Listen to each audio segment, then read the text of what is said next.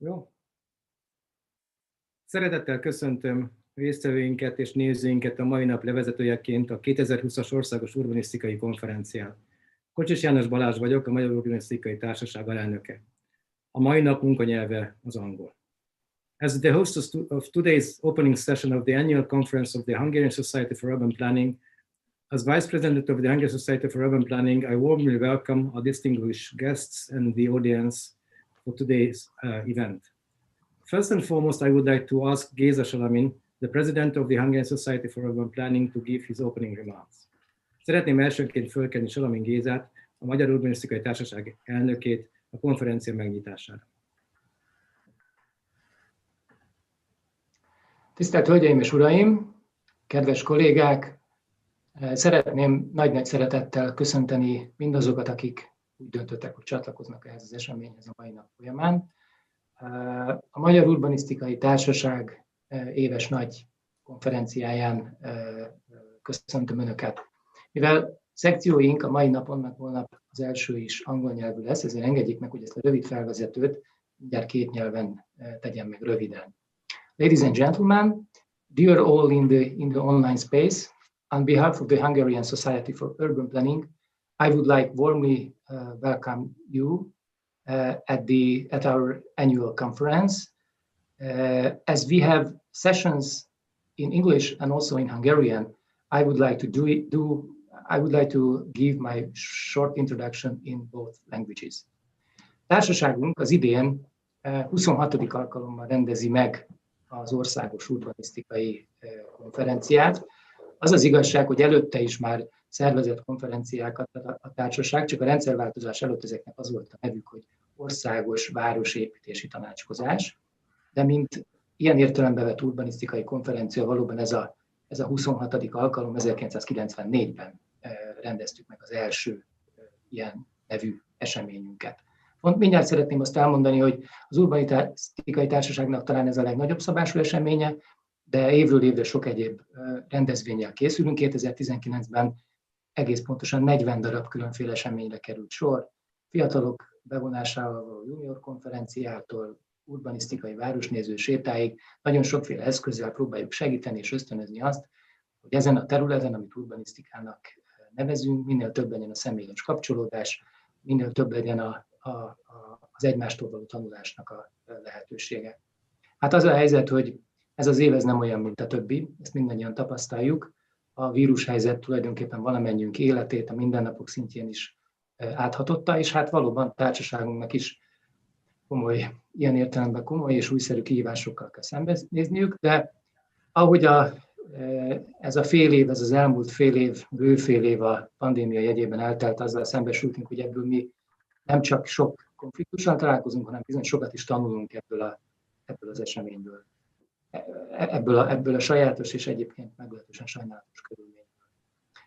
Ennek vagyunk most is tanulni, amikor először a Magyar Urbanisztikai Társaságnak a bőfél évszázados történetében online formában próbáljuk megvalósítani a konferenciánkat. A Urbanisztikai Társaság minden éves konferenciájának egy-egy aktuális témát szokott kiválasztani.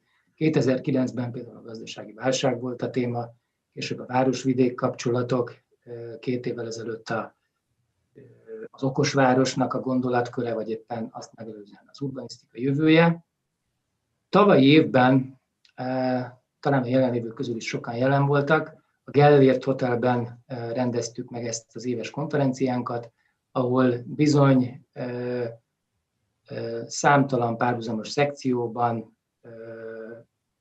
50 szekcióeladással, 7 plenáris előadással, nemzetközi előadók részvételével tudtuk megvalósítani ezt a konferenciát, ahol személyes találkozásokra, beszélgetésekre, finom ebédre, és nagyon sok ilyen típusú személyes élményre kinyilatkozott lehetőségünk. Hát ez most idén nem adatik meg számunkra, viszont vigasztal minket az, hogy lehetőség nyílik arra, hogy külföldről is, határon túlról, vagy éppenséggel a föld bármelyik pontjáról bekapcsolódjanak az eseményünkbe. Az idei témát nyilván az események adták. Az 5 szekciónkból, amit meghirdettünk, 2 is explicite foglalkozik a pandémiával, annak a városfejlődésre gyakorolt, területi fejlődésre gyakorolt hatásaival, illetve az erre adható esetleges válaszokkal. Nagyon bízunk benne, hogy idén is egy nagyon izgalmas konferencia elé nézhetünk. Előadóink között egyebek mellett köszönhetünk világhírű kanadai professzort, Budapest főépítészét, Budapest fejlesztésért felelős helyettes államtitkárt, Nemzeti Bank ügyvezető igazgatóját, és még sok remek szakembert különféle izgalmas gondolatokkal és témákkal. A mai eseményünk, mint az elhangzott, angol nyelvű lesz, és a városfejlődés és a járványhelyzet kérdéseivel foglalkozik Budapest példáján, nemzetközi tapasztalatok fényében egyaránt. A holnapi délután 1:30 kezdődő eseményünk szintén angol nyelvű lesz. Ez egy diákok számára nyitott, úgy is mondhatjuk, hogy egy young planners, egy fiatal tervezők és szakembereknek a szekciója lesz. És hát szeretném azt mondani, hogy a elnökségünk tagja, Csomós György Debrecenből jelentkezik ezzel a szekcióval, de egy a virtuális világ korában ennek valószínűleg ilyen kevés jelentősége van, hogy éppen Debrecenben lesz, mert hogy a résztvevő diákok is legkülönbözőbb helyszínekről kapcsolódhatnak be. Ezt követően a gazdaság, a helyi gazdaságfejlesztés, versenyképesség a pandémia szempontjából szekcióra kerül sor holnap délután, csütörtökön pedig 2 szekcióra kerül sor. Egyrészt a nagy örömünkre a Magyar Urbanisztikai Társaság fiataljainak tagozata, a fiatal urbanisták tagozata ismét erőre és életre kapva szervezett egy szekciót fiatal szakemberek részvételével, és ezt követően pedig egy nagyon izgalmas szekció következik, amely a vidéki térségek szerepváltozásával foglalkozik, és egészen biztosan ki fog térni a járványhelyzet okozta következményekre is. Igyekszünk annyiban interaktívá tenni az eseményeinket, hogy a chaten keresztül tudnak a hallgatóink kérdéseket föltenni a konferencia felé, amit hogyha igyekszünk, vagy legalábbis azok közül többeket igyekszünk bevonni az egyes szekcióknak a beszélgetéseibe, és az előadók, szereplők igyekeznek azokra is kitérni. Végezetül szeretnék ezúton is mindenkit bátorítani, kövesse eseményeinket, igyekszünk most már egyre inkább az online térbe is, webináriumok révén is megjelenni. Társaságunk új stratégiája azt fogalmazza meg, hogy minél inkább összefogjuk a városfejlesztés, tervezés, területfejlesztés és kapcsolódó területeknek a gyakorlati szakembereit. Igyekszünk a jó kezdeményezésekhez, a jó gondolatokhoz, az új gondolatokhoz és a párbeszédhez különféle fórumokat kínálni. Kívánom mindannyiuknak, hogy a 26. Országos Urbanisztikai Konferencia hasznos információkkal, új gondolatokkal segítse mindannyiuk munkáját. Dear colleagues, this conference today is actually the 26th National Conference of Urban Planning in Hungary. The first one was organized in 1994. Beyond this annual bigger event, we have several thematic workshops during the year.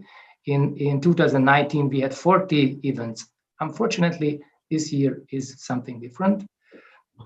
However, we have already started the series of webinar type online event. And today, now, this is the first online conference of the Hungarian Society for Urban Planning. We prepared with very interesting and up-to-date topics, which are organized into 5 different sessions, out of which we have 2 sessions provided in English. The session which is beginning in a couple of minutes, and also the first session tomorrow at 1:30 p.m. During these days, we will have on board lots of experts with interesting ideas and perspectives, and both seniors and also juniors, representing the younger generation as well. And we are happy to welcome here world-famous professor from Canada, the chief architect of Budapest, deputy state secretary responsible for Budapest from the Hungarian government, and Managing Director of Central Bank of Hungary, and many other interesting personalities and many other interesting ideas. I wish you to have an interesting conference which can contribute to your work, to your thinking, and to develop your horizon in your activity. Thank you very much. Thank you, Géza, for your opening remarks. And today we have the privilege of presenting you two excellent persons, excellent experts and professionals who will give keynote speeches on issues related to the pandemic. First is, let me introduce you our first keynote speaker, Professor Keil from York University, Canada, which is now a suburb of Toronto, as far as I know. Professor Keil was our guest here one and a half years ago, and he gave very exciting lectures that time, and I'm sure he will do the same today. He will present his major findings on relation of diseases and urbanizations, though he gave lectures last occasion on suburbanization, but I think these two topics are very much correlated. The title of his presentation is After the Pandemic as Before the Pandemic, Urban Research and Planning in Times of Risk and Uncertainty. Professor Keil, the floor is yours. Thank you, János, and thank you, Géza, for your kind opening words and for the invitation. I am extremely pleased I can come back to Budapest, at least virtually, and I'm honored that I am allowed to speak at your conference. I'll try to share my slide I show. Oops. I assume everybody can see this now. Yeah? Can you see me? See it? Yeah. Okay, good. Yes, thank you. And hello, good afternoon from a snowy morning in Toronto, where I live. And this is not Toronto, by the way, but it's early in the morning here, and there was some snow in the air this morning.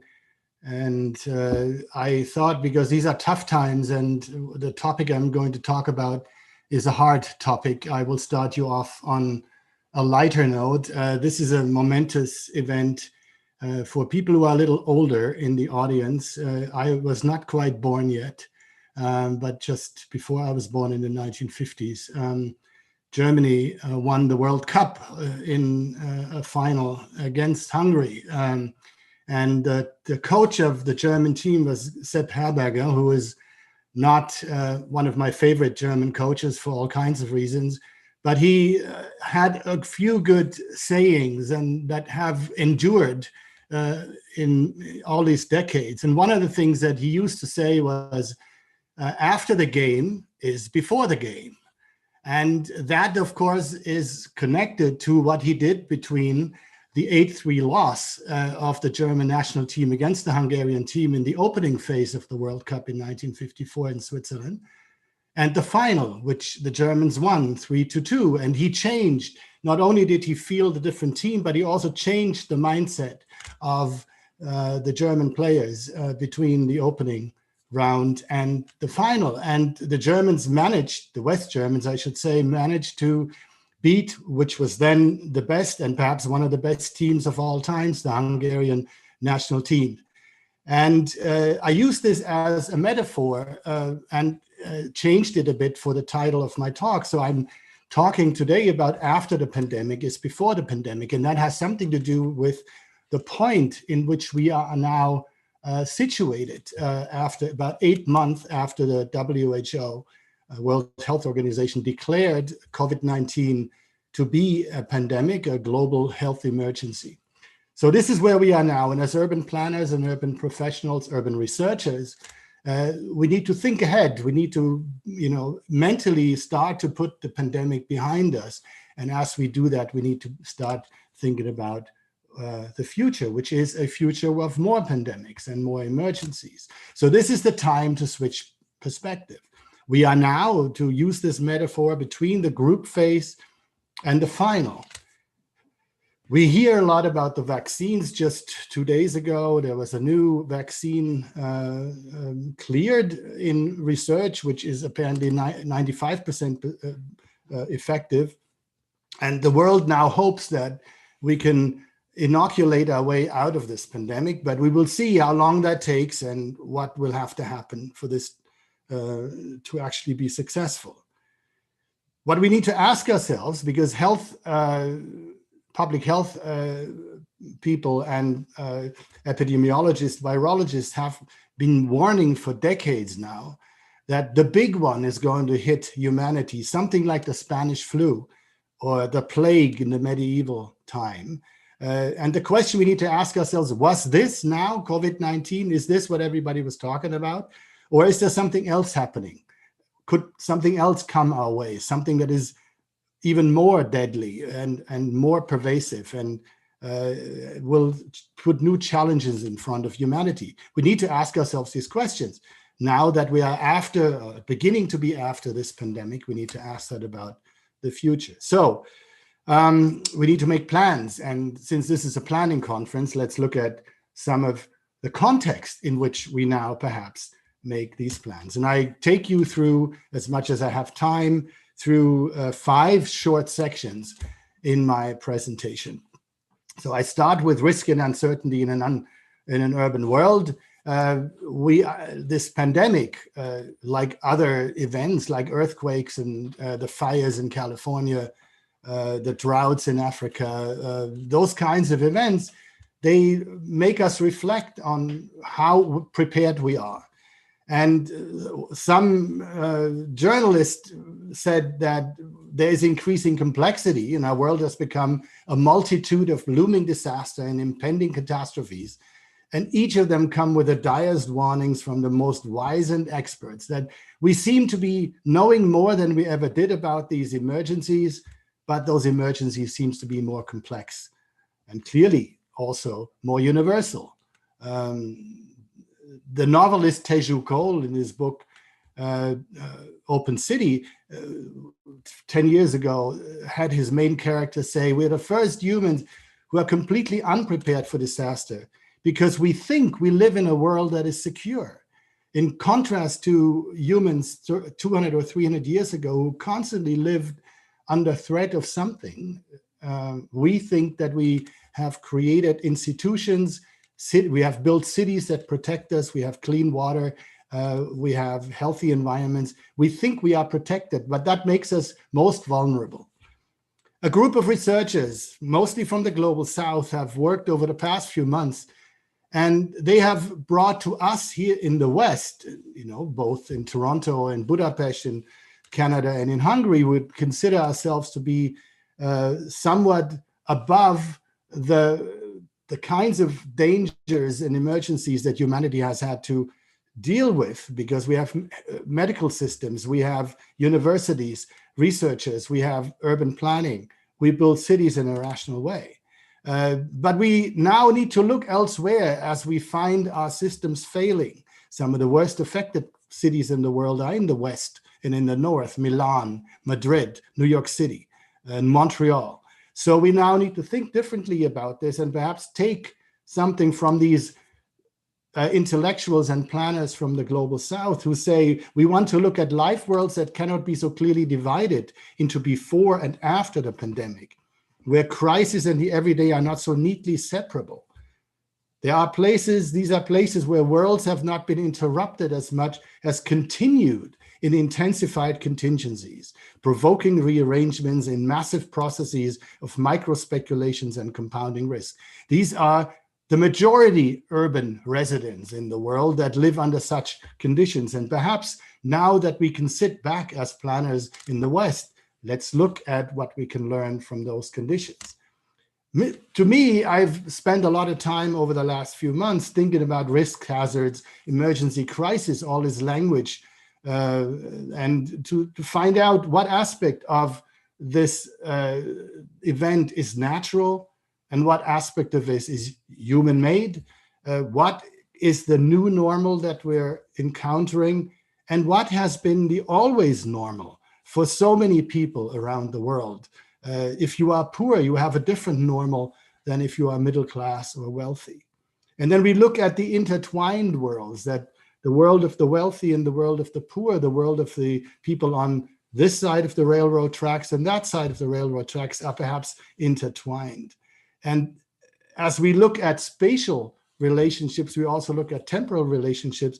And the public health experts are telling us now, as this quote here says from the Lancet, a leading medical journal, it is time to forcefully impress on people that basic measures to limit the transmission of SARS-CoV-2, that's the virus that causes COVID, are here to stay.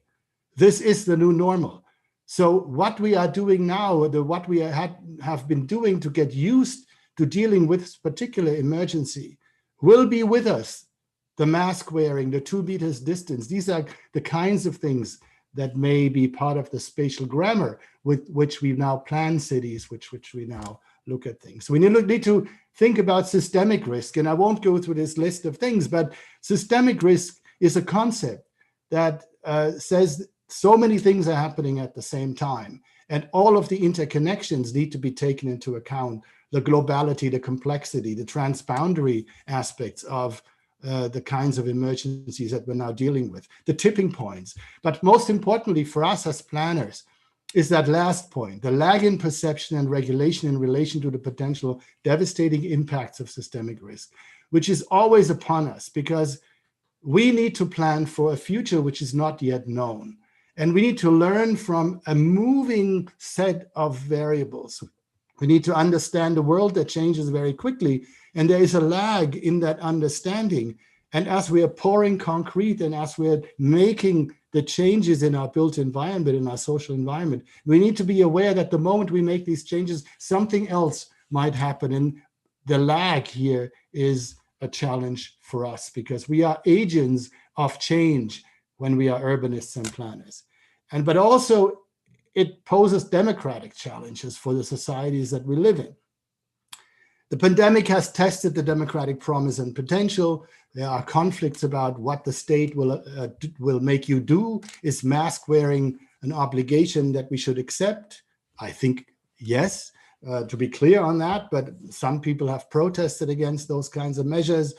Governments have experienced crises of legitimacy. Obviously, some have done better, some have done worse. We know what has happened in the United States, for example, is terrible. And clearly the president that is currently still in power was partly not elected for a second term because he entirely failed, lost his legitimacy to govern a country with 250,000 deaths. Decision-making is caught between the necessities of science and the demands of rights. The scientists tell us one thing, but we think we have rights to do other things.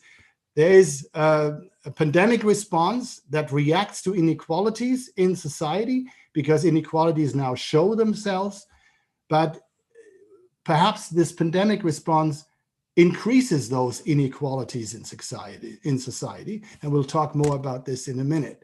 And what does this mean for any city or any society after the pandemic? How do we get out of this, and how do we create a democratic reopening which includes the concerns of most people? And we also need to accept that this is not happening in a vacuum. We have a context for all of this.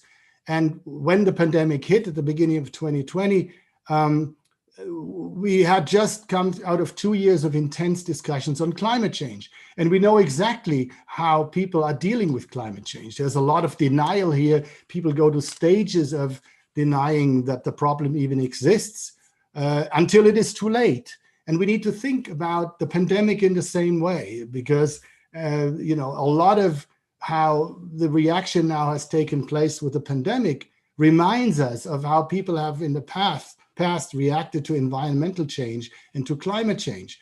The anti-vaccination movement is basically the same group of people that have protested now against state lockdowns and mask wearing and those kinds of measures. And those are the same people who doubt climate science, who say, no, climate change is an invention. So these are complex issues that we now have to think about in totality. And here, I like this model, which is not clearly mine, but it is one that goes back to Ian MacKay, an Australian epidemiologist, virologist, who created the Swiss cheese model, which shows that, a slice of Swiss cheese has holes, but they're not evenly placed, those holes.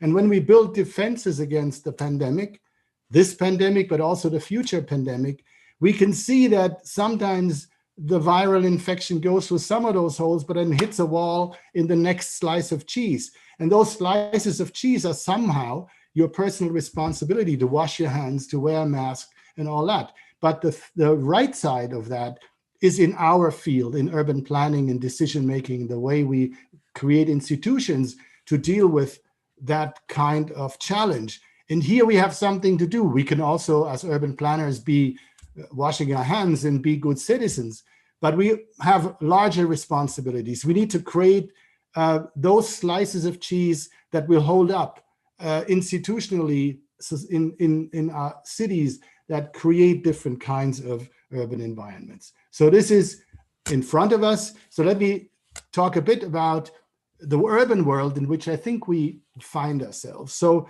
urbanization and disease, what has changed in recent time? The legacy, we all, referring back to the legacy of the 20th century, that is true in most of the cities in which we live. And the French urban theorist Henri Lefebvre wrote a book about the urban revolution urbaine in the late 1960s and predicted that very soon we would live in an entirely, completely urbanized society. And at around the same time when Lefebvre made that prediction, the American medical establishment said that we haven't eradicated infectious disease, but we have gotten to the point that the medical measures that and the medical science that we have developed will keep us safe from most of those infectious diseases. And we now have to worry more about chronic disease and heart attacks and cancer and those kinds of things. Well, Lefebvre's prediction was correct. We now live in a completely urbanized world. Since the beginning of the 21st century, more than half of human society lives in cities.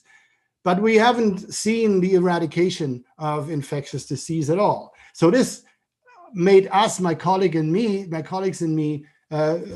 think about how that relates. And that connects back to what I talked about 18 months ago when I was in Budapest last and talked about global suburbanization, because in using Lefebvre's prediction, we said that we have to look differently at what urbanization today is.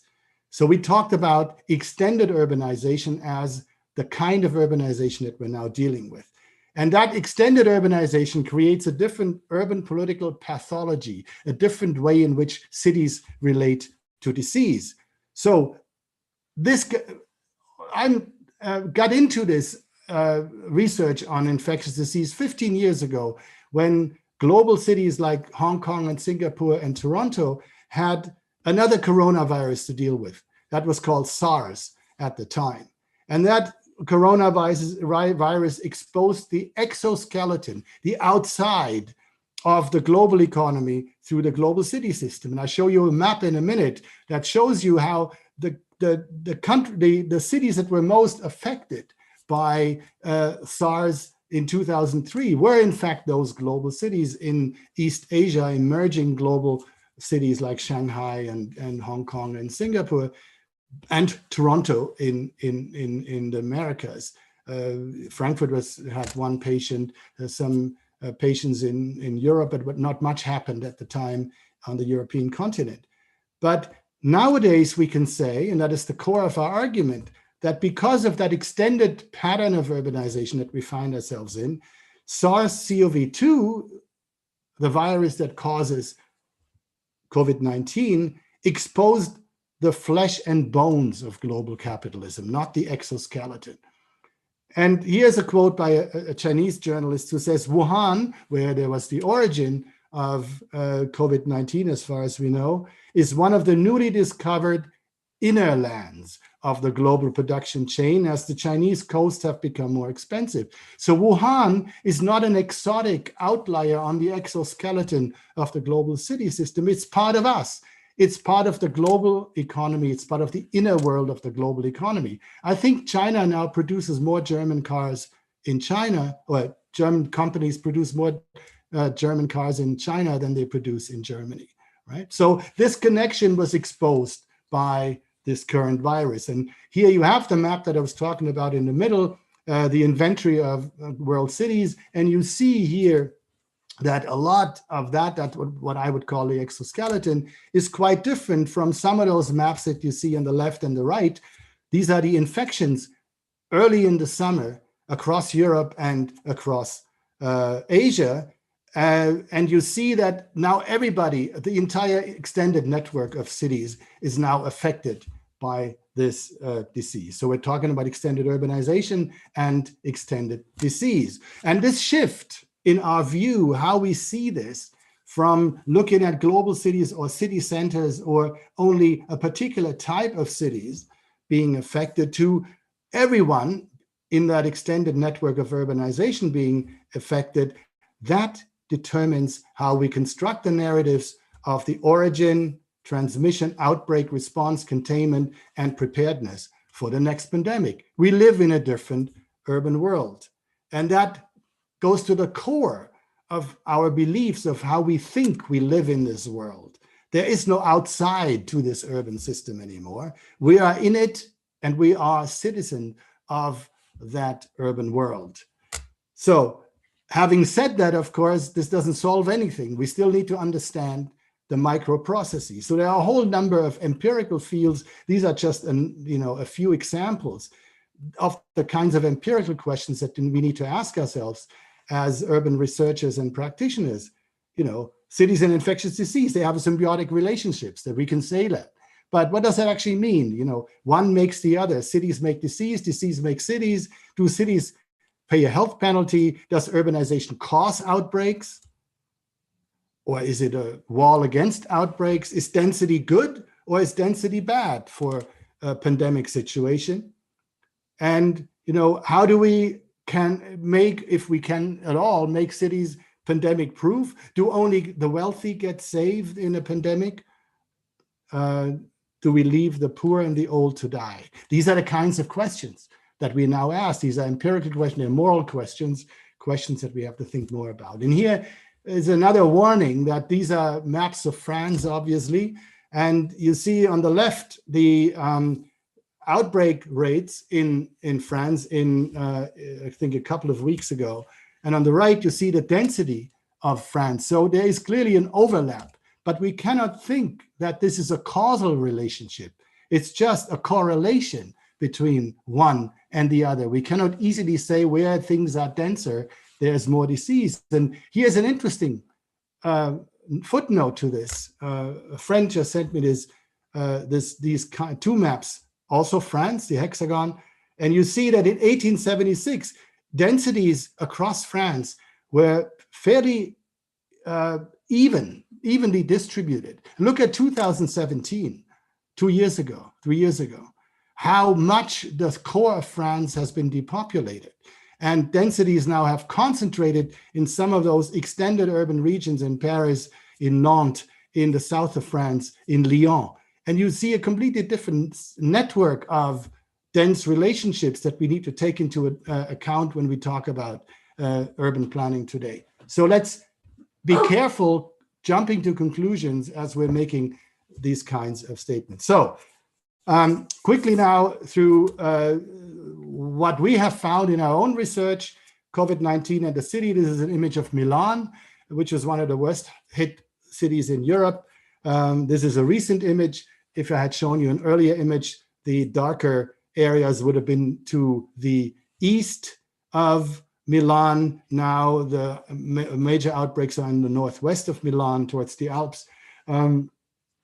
And we have done some work here with my colleagues Samantha Biglieri and Lorenzo Davidovich on a comparative study of Milan and Toronto. And here are some of the things that I can tell you from this. So our hypothesis was, in line with what I said earlier about extended urbanization, that COVID-19 is not a disease of the center, it's a disease of the social, spatial, and institutional periphery. And in the United States and elsewhere in North America, it was clear that in terms of the social periphery, the majority of suffering and death in those countries were people, were in racialized communities, African American, indigenous communities. That showed everywhere, and that also was clear in the spatial periphery of our cities here in North America. This is a map of Toronto, and the darker areas are in the periphery. So the spatial periphery are the most affected. And here you can see why. That because the spatial periphery is where many of our poorer and more immigrant and non-white populations live. And you see on the left the percentage of that are in need of housing, better housing, in the darker red areas, and those overlap quite clearly with some of those areas where you've had most community outbreaks in Toronto. So where there's housing need, where there's poverty, you also have the disease. But there's also the institutional periphery. And in Canada, just 2 weeks ago, this journalist has found, Nora Loreto, that of the now almost 11,000 Canadians who have died, almost 9,000 of the 11,000 have died in old age homes, in long-term care homes. That is an institutional crisis, and Canada is the worst of the OECD countries when it comes to elder care. That is a terrible, terrible crisis, and as planners, urban planners, health planners, we need to take those crises into view. And here, the institutional periphery also means workplaces. It means that, for example, some of the most affected communities in Canada were migrant workers who come to Canada in the south to work in the fields, in the agricultural industry. There were terrible outbreaks and deaths in that industry. So we need to think about work in different ways as we go forward. So quickly about urban governance, and I go through that very quickly because I just wanted to make that point that, like in climate change, cities have now become a focal point in the global urban governance system. That has something to do with the fact that the Westphalian national architecture of governance in the world is beginning to have those holes like in the Swiss cheese. And we need to think about how cities can play a role in doing this. And of course, it's recognized. Angela Merkel is talking to her mayors, Justin Trudeau, our prime minister, is talking to the premiers of the provinces and to the mayors all the time and calls on them to play a role, for cities to play a role, for urban planning to play a role. We have seen the conflict between Boris Johnson and Andy Burnham, the mayor of Manchester, who was quite angry and outraged at Boris Johnson's policies that shifted all the responsibility to the city of Manchester, which is poor to begin with. Here is Patrick Brown, the mayor of a suburb of Toronto of 600,000, which János and I have visited together, a couple of years ago, which is the majority are immigrants in that suburb. The majority are South Asian immigrants. And here you have hotspots for all kinds of reasons. And now the mayors of the region need to be talking to one another in different ways than they have before. And we have these intra-city issues. Again, the reference here is to the poverty areas in the northwest and the northeast of the city, in the suburbs, where the mayor of the city needs to begin to understand that those parts of the city are just as important as the inner city. And here, unfortunately, this is just a placeholder. We also need to take in our experiences from elsewhere, not just the COVID experience. This is some research we've done in West Africa about the Ebola outbreak of 2014-15, where communities, urban communities, neighborhood associations became particularly important in fighting the disease. So that's the governance piece. And that, of course, looks different in all cities. So in Toronto, Berlin, Milan, the places I currently do research on, it's different in each of those. And we need to ask, how is it different in Budapest? What are the particular conditions of urban governance in those areas? So let me come to my conclusion, to the last part of my presentation today.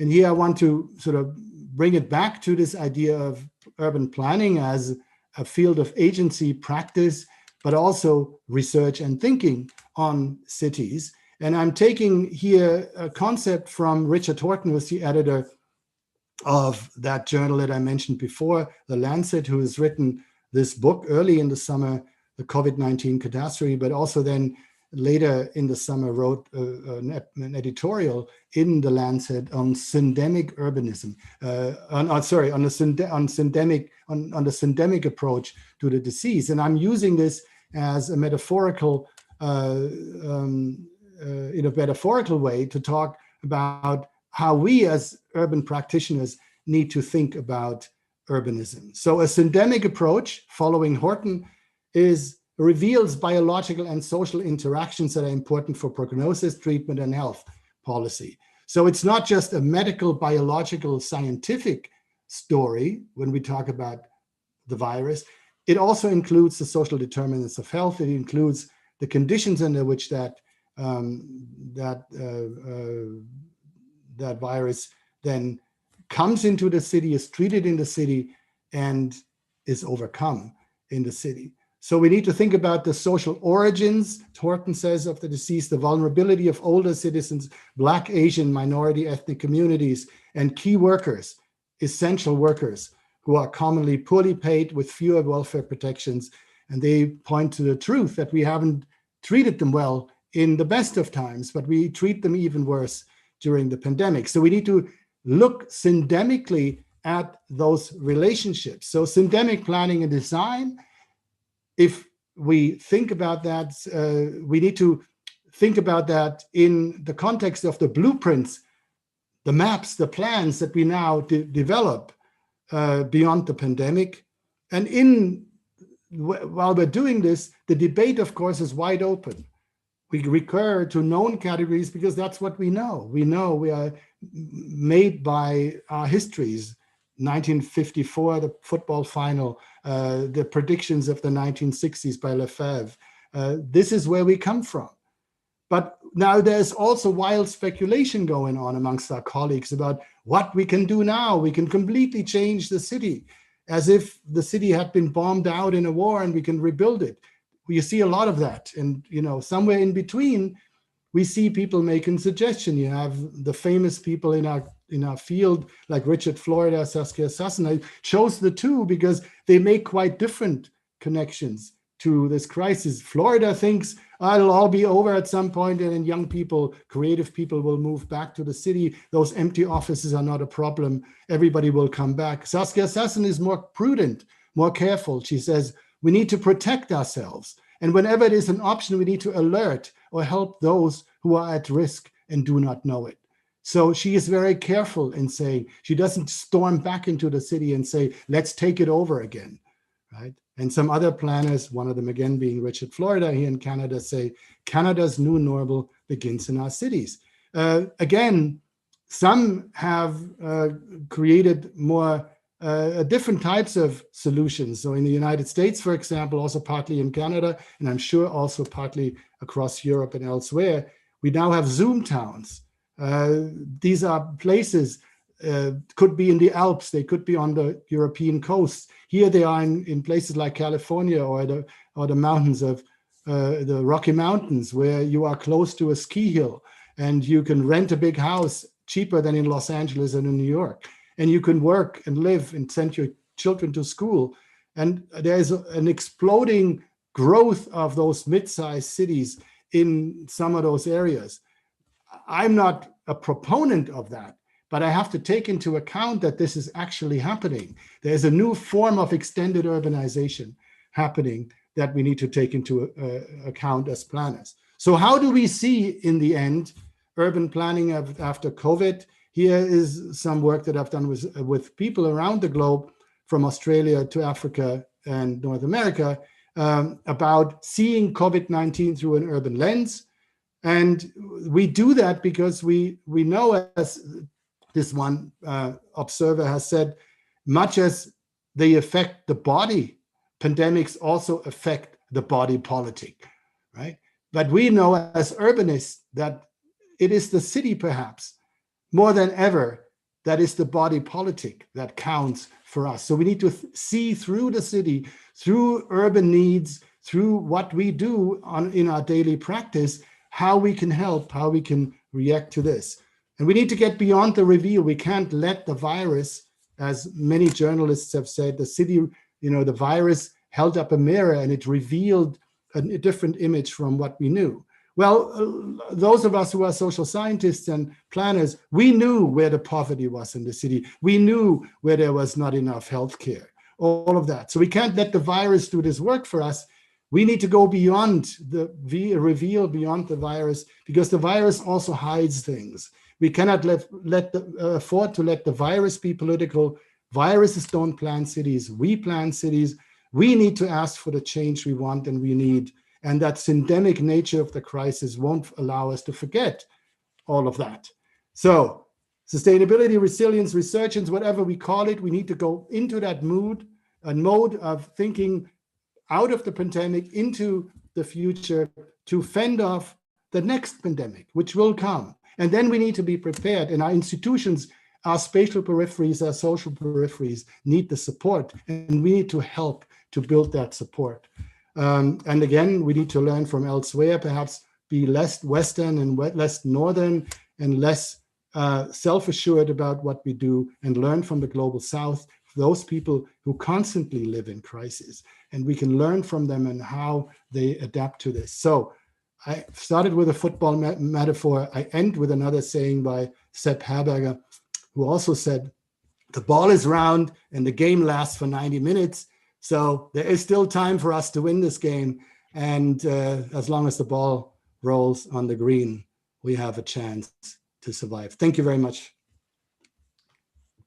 Thank you very much, Roger. This was a very enlightening and great presentation. And thank you for this last reference, because Hungary just won against Iceland in the last couple of minutes, 2-1. And the Iceland were against us 1-0 for a very long time. So thank you for a very great presentation. It was very interesting to hear your thoughts. And I think we have a lot to think about, a lot to chew on from your presentation. And I'm very happy to have now Zoltán Erő, Chief Municipality Architect of Budapest, and he's a long-time active member of the scientific and professional community of urbanists in Hungary and member of the society. And because he's a planner, a practical planner, I think he can shed light on the issues Roger mentioned. So we have a wonderful reflection and wonderful pair of presentations as keynote speaks today. So the title of his presentation is Process Control on Urban Level, Budapest 2020 Spring. Zoltán, the floor is yours. Good afternoon for everybody, and thank you, Roger, for your very inspirative presentation and lecture. I can follow your thoughts, but on another scale, of course, not on the international scale and not on the global scale, but as a representative of the municipality of Budapest, I try to pick some Budapest cases, how we were thinking about the completely new challenges that we had in the spring in Budapest. Perhaps the topics are not, very gigantic in scale, but I will point out some important issues when the way of thinking is important and how to handle these questions. I hope that it will come over. I try to share my PowerPoint. So here we are. The city is frozen now. It is 1 minute after 20 hours. So nobody is on the street. If there is anybody, he or she goes home. But in the springtime, it was a little bit different. First of all, I would like to, sorry, it doesn't work yet. I tried to speak about the processes and how we could handle the process in the spring. In a very schematic way, we can say that any kind of process is making from the present state by an action a future state of some system or some object or some subject of the process. If we say that illness is the input, then we have remedies and we shall come to the recovery. In our practice, on urban planning, here in Hungary, we usually make 3 chapters. The first chapter is the evaluation chapter, the helyzetértékelés, and that's normally a very thick part of the study. Then we have a very short study, the future vision. That's the middle, that's the second chapter. And then in a third chapter, perhaps not so long, but very useful, we give proposals and tools how to achieve our future visions. That's a normal thing, thinking in a linear way of the process, and we try to explain ourselves in a linear way. But everybody knows that in the first figure in a process control study book is this one, where the feedback loop is explained. The feedback loop is something when you know the output, you know the results, and you control the process going back to the beginning. Those who like steam engines, those must know that since James Watt, there is a very important control system, the centrifugal regulator on the steam engines. These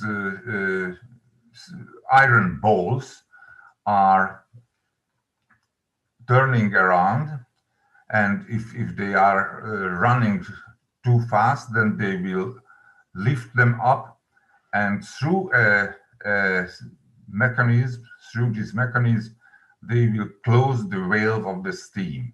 So the quicker is the engine, it gets less steam. It is a control, and it is a very important feedback because it can save the engine from runaway, and that's a very regular regulator since the 18th century. The effect of the system is a kind of feedback loop. What do you need to use your feedback loop? First of all, you have to collect data. You have to collect data not only about the input, output, but you have to collect data at the input as well. Secondly, you have to create a model or an algorithm because you want to say something that you have the data and you suppose that from this state with these quantities, you will arrive to that state. That's a model which tries to explain the whole process that you have in head. And of course, finally, you have to act. The steam regulator collects data by the speed. There is a model built in the structure that it closes the valve when it is too quick, and there is an action that the valve really closes the steam, and the whole process will work. If you want to have a better feedback loop and more effective feedback loop, then we can say that you collect data as much as you can. We can say that you make a model as precise as possible. And if you want to act well, then you have to act as effectively as possible. So the whole system and the whole process control knowledge and the process control science is speaking about these factors, and I think that it can be read in our urban issues. It can be read in our pandemic issues. Where how can we handle pandemic? It can be read not only as an engineer, but it can be read as politician or leader. And there is one more important factor: to be quick.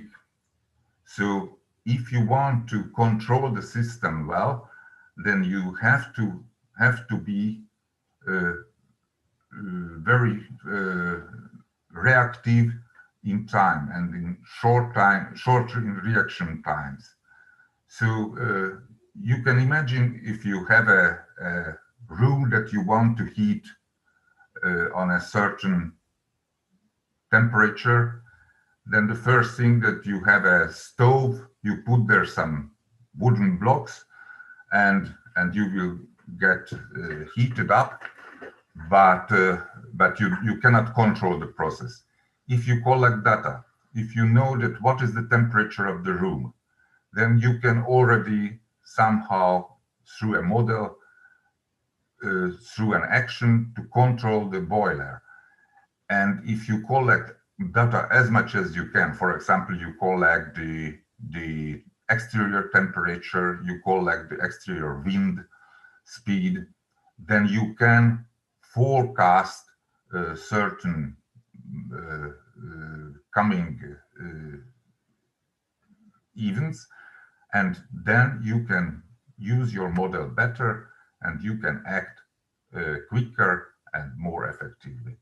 So I think it is a very important approach in our work, and even in finding new situations that we have found ourselves in the spring of 2020 with the COVID.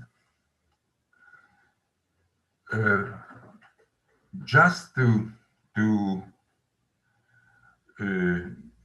go a little bit towards our goal to have resilient cities and resilient societies and resilient economies in our world, I think that we can feel and we can state that it is necessary to have a good feedback, a good data collection, good model, effective action.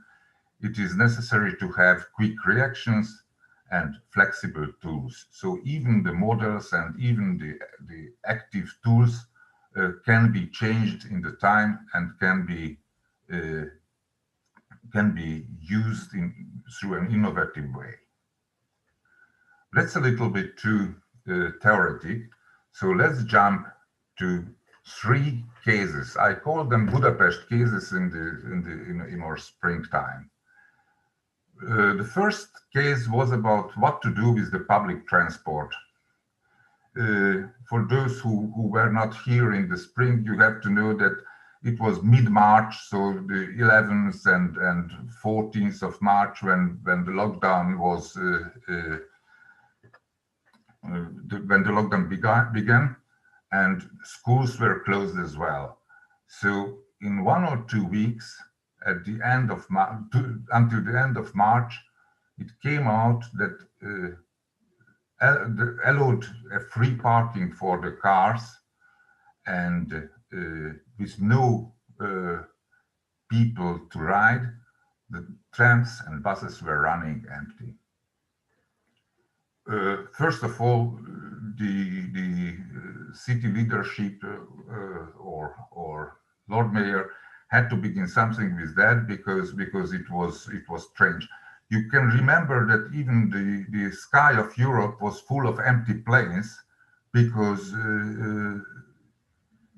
legally they were not allowed not to fulfill their flight, even when there were no passengers on them. We had the same on the ground. So at the end of March, on the 1st of April, there was a decision that the Saturday timetable will be used. That was the first feedback loop, that we have realized that there is a problem and we have made a decision, and we implied the Saturday timetable. Unfortunately, the Saturday timetable was not the good choice. What happened? In the rush hours, the buses and the trams were crowded. I used here quotation marks because rush hours were looking like this on this picture. It is a picture of that time. And the crowd meant that people couldn't stand away 1.5 meters from one to the other. They had to be closer. Of course, in a normal time, it is not a problem, but at that time, people were frightened and they were panicking. So it came out that the Saturday timetable was a fiasco. So they tried to modify a little bit. That was the second feedback loop, to modify a little bit the Saturday timetable, because the Saturday timetable was not prepared for the early morning passengers or the afternoon rush hours to go home from work.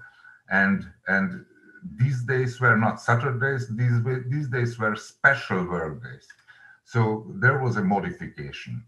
But it came out that it still doesn't work, and it needed a few days, 3 days at least, that they could use the vacation time timetable.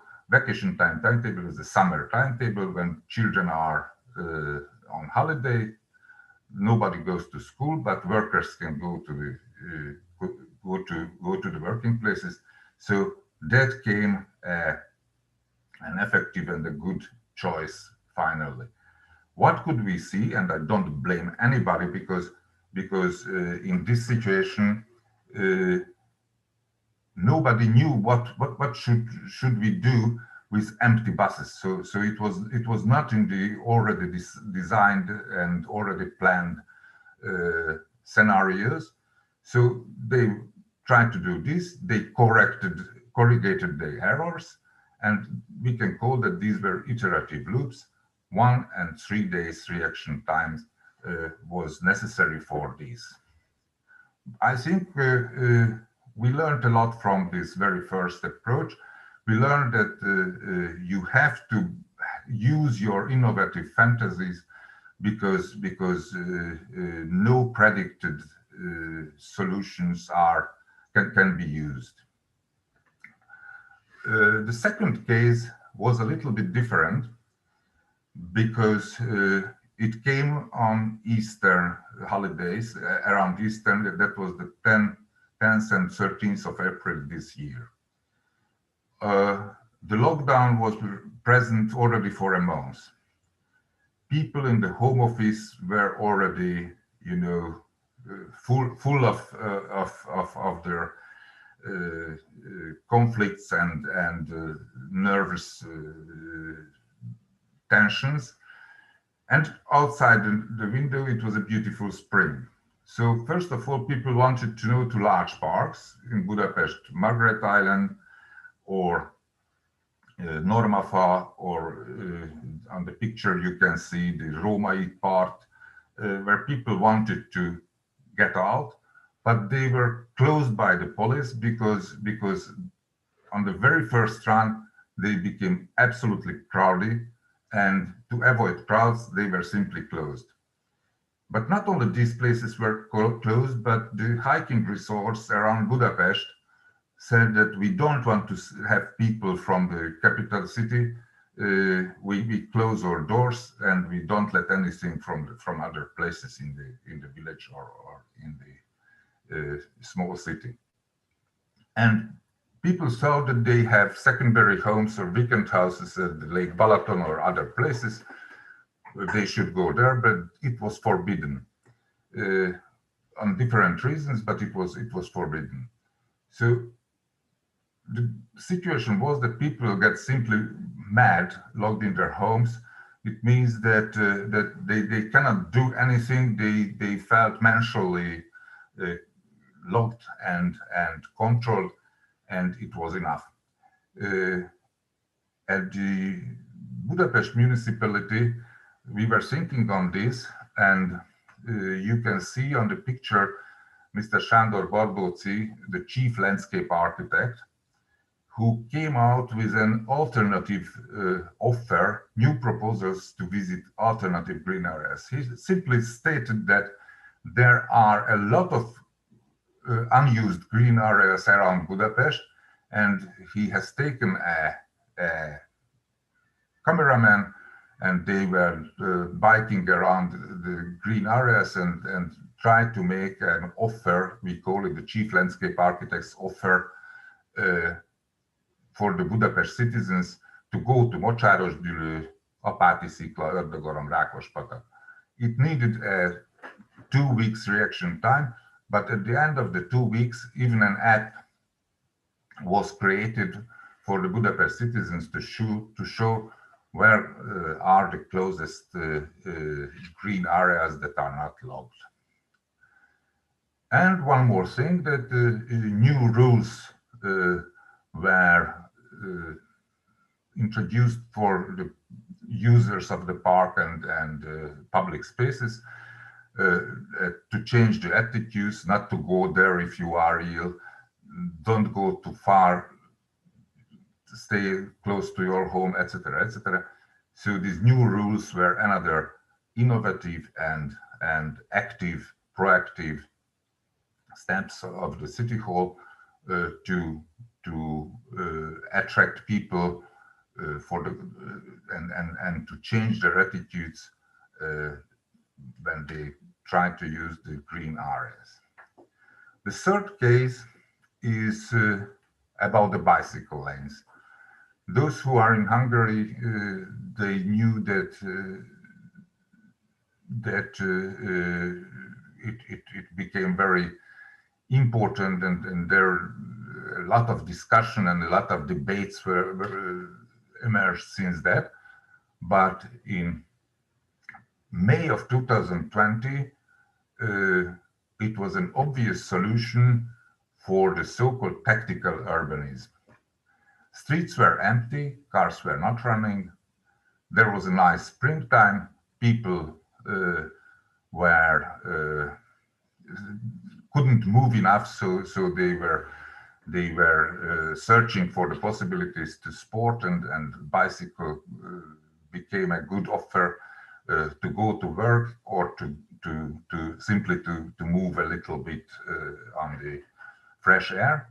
So the City Hall created a system of new bicycle lanes, but with very cheap tools. So you see on the picture that a wider road with 2 lanes were simply painted in a different way,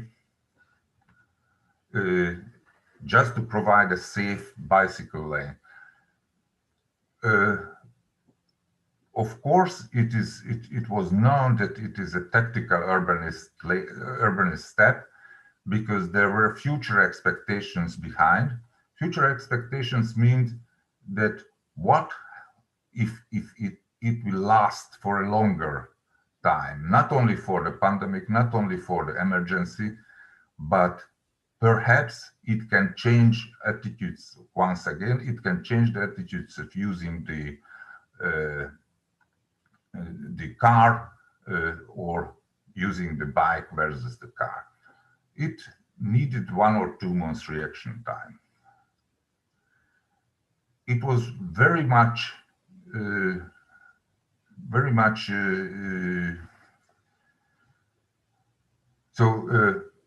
activists were absolutely positive for these possibilities. The bicycle activist groups and civil groups say that in 1 month they could achieve much more result than in 4 or 3 years before, because that was supported by the city leadership, and it was easy to make. So the new network was very much welcomed by these people. On the other people, you see one more activist group. So they are not simple citizens, but it is the bicycle organizations, leaders are welcoming the new bike lane on the Grand Boulevard. But the Grand Boulevard later on became a very strong case, because that became a battlefield between cars and bikes. The battlefield, of course, meant that there is a battle for the public space, how to use, how to share, and what can stay on and what must be refused. On one hand, there were an increasing number of users, so it became very popular. At the end of the summer, the new lanes were used as much as some older lanes that existed for years already. So they were popular, and they were visited by a lot of people. But on the other hand, there was a strong intervention from the government, so from the central government, for the cars. And on that reason, on the Grand Boulevard, finally, we had to make a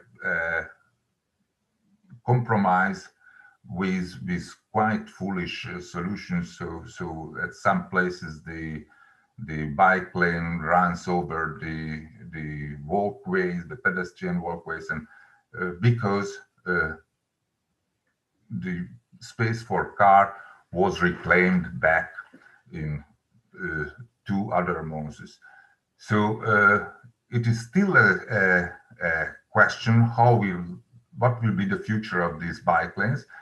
But I want to remind you that there is an interactive loop and feedback loop. So we shall see. It is not a straight process, not a linear process. It is a circular process. So now we can feedback the opinion of the car drivers. We shall see what happens in the winter. We shall see what happens in certain areas where it is perhaps not so popular or not so necessary. So the whole system is under changing, and as I already mentioned a few times, the feedback is very important, not only for the process itself, but for the political leadership to have informations about the results of the decisions and the actions. In the presentation of Roger, we have already got a lot of dilemmas about the long-term effects that can we really change. So it is my dilemma as well. Can the societies, can the people really change? I'm not sure. So I have no answers, neither yes or no. I don't know. We have seen that there is a battle for public space, for example, the cars and between the cars and bikes. But sectors of economy will disappear. What will happen with the tourism and the services, hotels, restaurants? What will happen with the airline industry, with the aircraft industry, and the connected services? What will happen with performing artists if you cannot visit their performance? In the former presentation, we began already to touch the question, what will happen with urban patterns? First of all, what is the future of public transport? I don't know, because one of the most vulnerable participant of this whole process was the public transport, because people left it either for the cars or for the bikes. But public transport was not a favorite mean of transport. What will happen with the commercial offices? Will officing and going to office places will be similar than before, or will it radically change?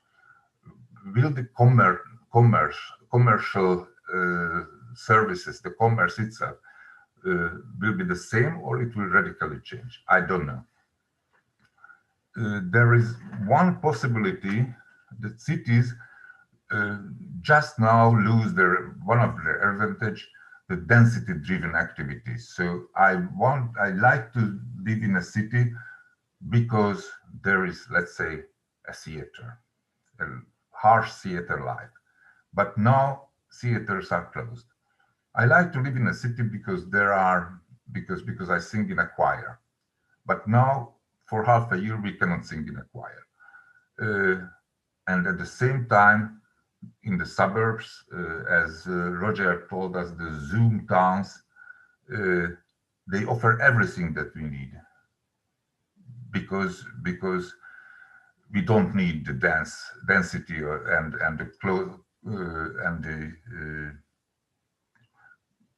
the proximity of others.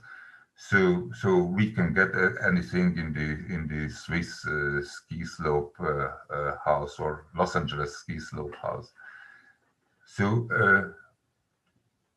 perhaps there will be some changes in the urban patterns, but I'm sure that they will not be immediate actions.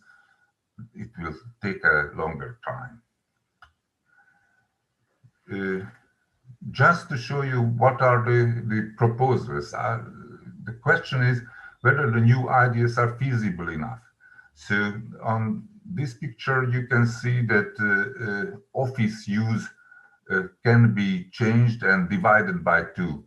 In the practice, we have already in practice that half of the personnel is sent home to home office, and half of the personnel uses the same space, and they are in 2 shifts, and they can change their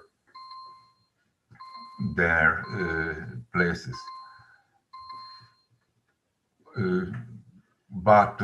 And perhaps this will work, but I cannot imagine that a restaurant like this, when certain tables can be used only and certain tables cannot be used, will be feasible enough to run.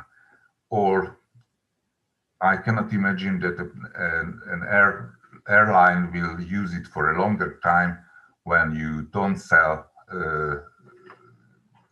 every third seats and the flight is running with 2/3 of the incomes.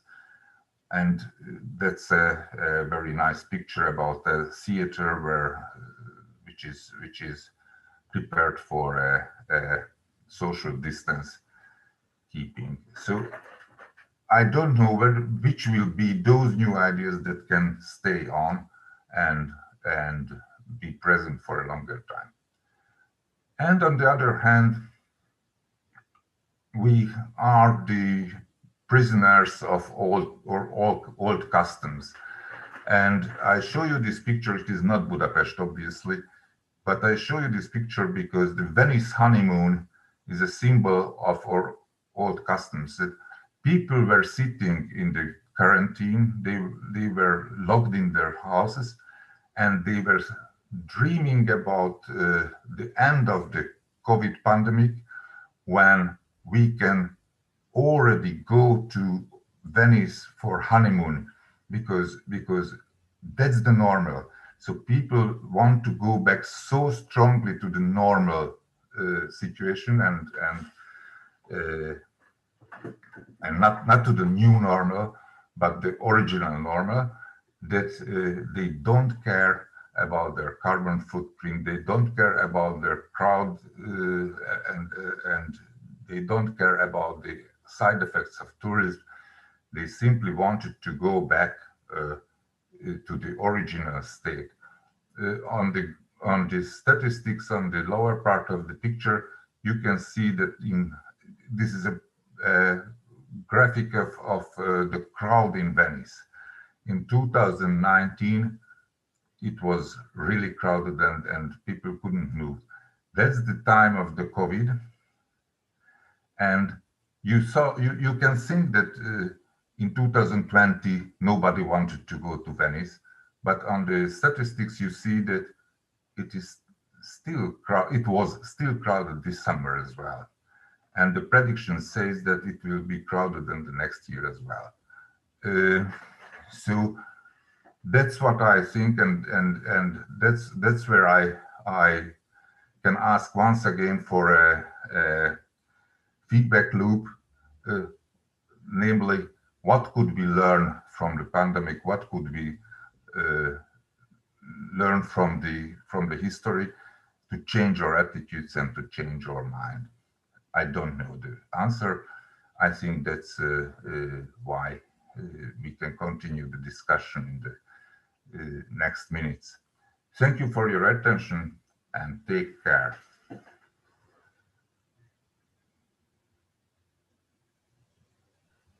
Thank you, Zoltán. Thank you for your presentation and your thoughts. And we are very delighted to hear some thoughts from the ground and some reflections on the thoughts of Roger checked in reality. So now we have a 10 minutes short break, and afterwards we're going to continue with our roundtable discussion. And I'd like to ask everybody to prepare their questions and send us over on our YouTube channel so that we can answer them during the roundtable discussion. Thank you very much, and we're going to meet in 10 minutes time.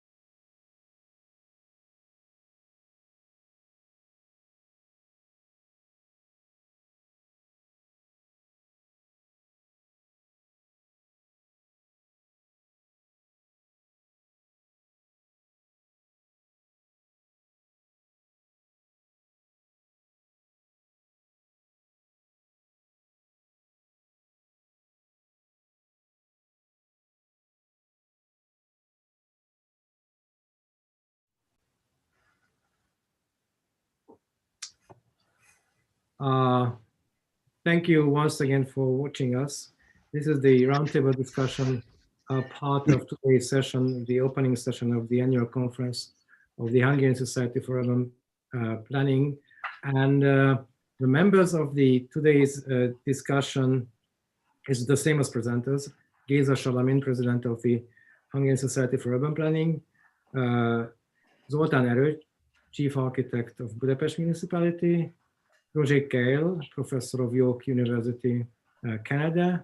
And we have a new member of the panel, Gábor Balázs, CEO of Hateful Research Institute and the board member of Hungarian Society for Urban Planning. And my first question is, we have a question from the audience, but before that, I have a more general question, especially that probably concerns Roger's area more.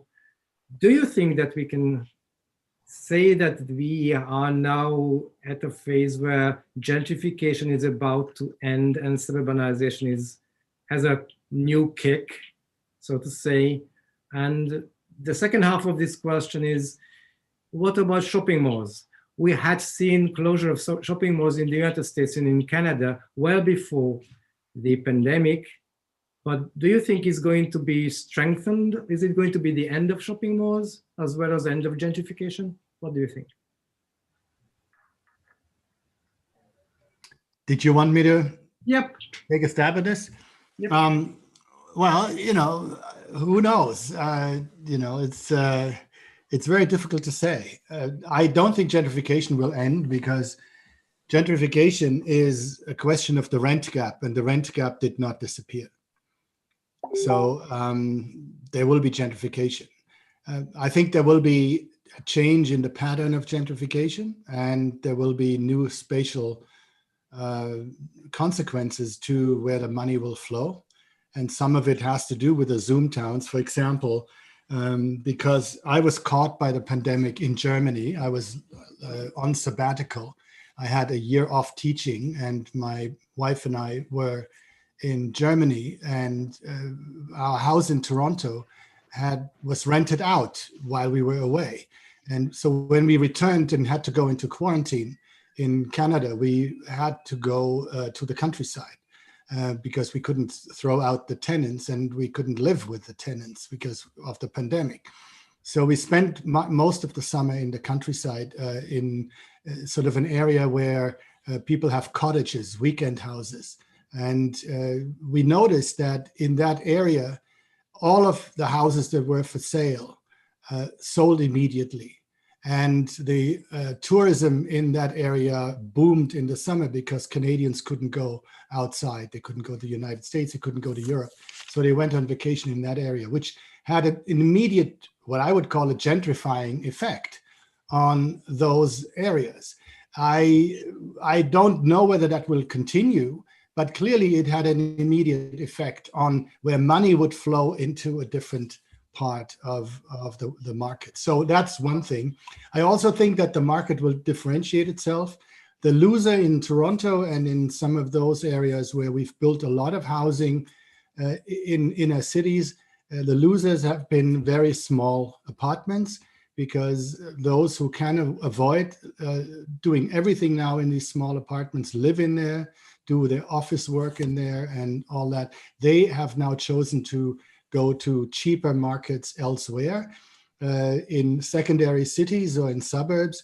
And that, of course, has an effect on the local markets in those areas. And that, whether that is gentrification, I don't know, but it clearly has an effect which has to do with the rent gap. On the second question, shopping malls, I'm not an expert on this at all. I know very little about this. But I would think that most of the changes that are happening now are in line with what we saw before in terms of online shopping and the predominance of Amazon and those kinds of companies that have now conquered much of the global market. Will we go back to shopping in shopping malls? Difficult to say.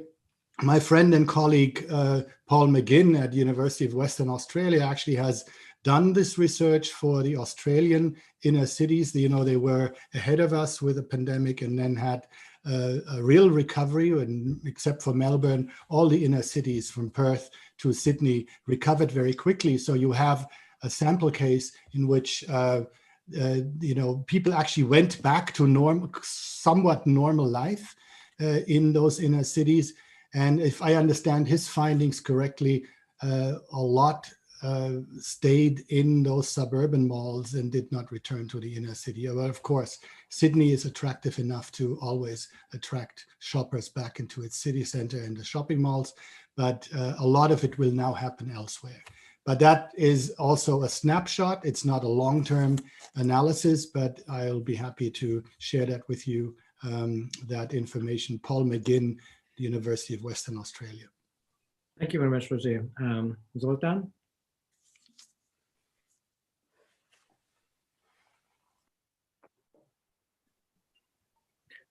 Zoltán, please turn on the volume.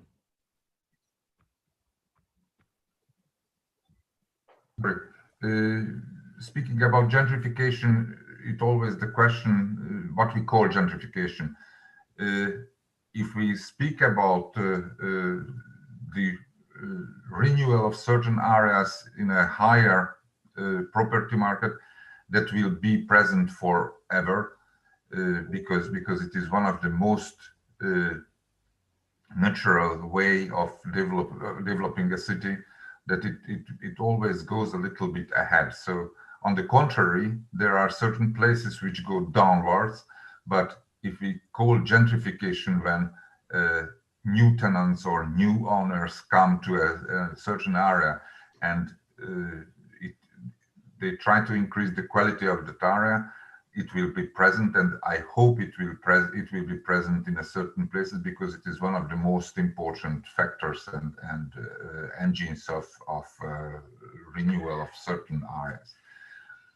About the commercial changes, I agree with Roger that the online shopping and the online logistic of things and goods will change a lot in our own life. So we shop quite differently than 10 years ago in the family. We don't go to the shopping mall because simply we can order a lot of things, or we go to a gallery to see the product, but we don't buy it then. We buy on the internet, and we enjoy the delivery to the house. So enormous changes are here, and they will be here because it will be reinforced by the pandemic as well. Could you imagine that food delivery to home is not only the pizza delivery, but the best restaurants can offer you first-class menus to take in your home? No, you couldn't imagine it since in the last year. So it is a new idea. Thank you very much. For your question? Yep, that was, I think, very conclusive. And Gabor, what do you think of these questions? Thanks for all of the presenters. That both of you said that till now we do not know what will happen. I think it is the most important answer for any question. We can see the first reaction of the people. We can see the first reaction of the urban planners, which is much more frightening, I think, than the first reaction of the people, because I recognize that in many cases urban planners want to solve problems from the past, just quoting on the pandemic situation. But for the answer of your question, János, I think that if there is a cohort of people who will change their decision of where to live and where to move, it will have an effect on the property market, and as on the property market, we may have a change in the urban sphere as well. I'm not sure that we can answer your question in a way that the preferences of the people will be changed in a way that I don't know what will happen in the future, but I'm sure that at least there will be a 10 percentage point of the people who will change their mind and they would like to move to somewhere else than they were thinking before. I do not know what will be the new balance of the market. Will it change will it change the process of gentrification or not at all? But it will influence the gentrification in a way, in a little way at least. Maybe if this share of people is larger, it will be radical changes.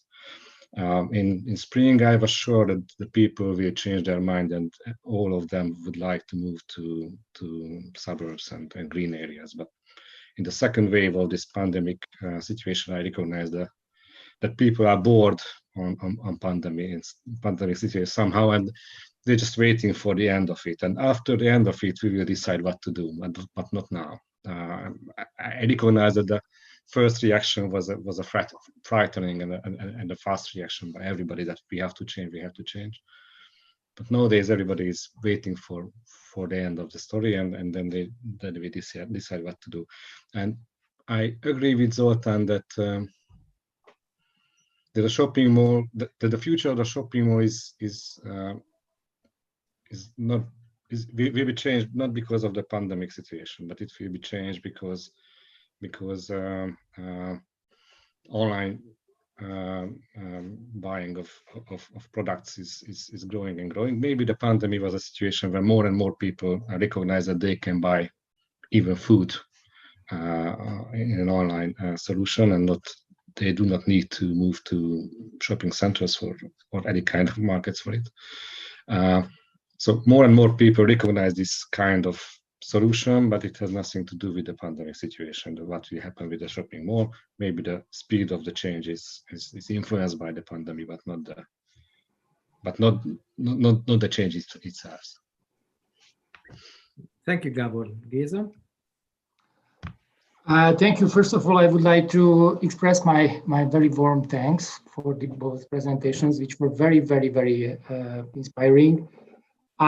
First of all, I fully agree with Gabor that we don't know what will happen. But I have the impression that nothing will be the same after the pandemic. I think we all can experience that our personal habits has been changed. For example, a year ago, I could never imagine to organize a meeting with my direct colleagues to talk about certain issues. But I'm sure that even if we will get rid of this pandemic fully, we will do in many cases in this activity. Regarding the suburbanization and the renewal of inner city areas related to the gentrification issue, what we definitely see that there is a significant increase in the interest towards the suburban areas and even a broader belt around the city. I have more experiences around Budapest, but has been already mentioned by Zoltán and partly by Gabor that the green areas around Budapest are so extremely busy, not only in the weekends, but also sometimes during the week. And not only the closest green areas, but even villages which are 20 kilometers away from Budapest are extremely busy with people. But I experience also an increasing interest in the property market. Tomorrow there will be another session which is addressing also the property market issues as well. But I have some personal experiences that villages which are not really close to Budapest are very, very in an increasing position regarding the market processes.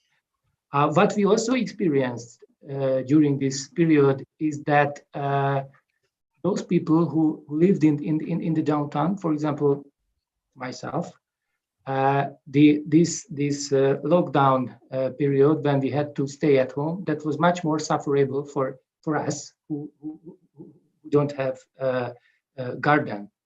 I think that is very, very likely that the teleworking methods, the homework way of working will be increased in the future, And also, but Zoltán has mentioned that the public transport option has lost its attractivity. I think it is also something which can have an influence on the future traveling patterns of the people. So what I say is just there is an increasing interest towards the suburban and the even bigger circle belt around the city. So I think there are some chances that suburbanization will get a sort of the renaissance, but a sort of new wave, I would say. What do you think will happen to the neighborhoods and small shops and cafes and all these things that make a city vibrant, a vibrant community? Will they be lost? Will we just keep social distancing for ages? Roger. Again, that's not one of my specialties. I see this happening around me and on the street, now that I'm back in the city, the street where I live, the main street, high street in English terminology, that kind of street has suffered. And, you know, the restaurants were open until 2 weeks ago. The city allowed the restaurants in Toronto to put a street, it's like the bicycle lanes that Zoltán was talking about. It was a temporary tactical move to put tables and chairs into one lane of the street. And that happened until the end of October. And now the city has reversed that. The reason given is because of snow plowing, because they can't clear the streets if there are tables in the street, even if you had heating elements there. I mean, it's very cold and very snowy in Toronto. So that's the reason they give. So those restaurants are now obliged to go back to takeout food and very limited services, and they suffer, and that is absolutely clear. And it's very unknown to what degree they will go back to anything that resembles their old normal.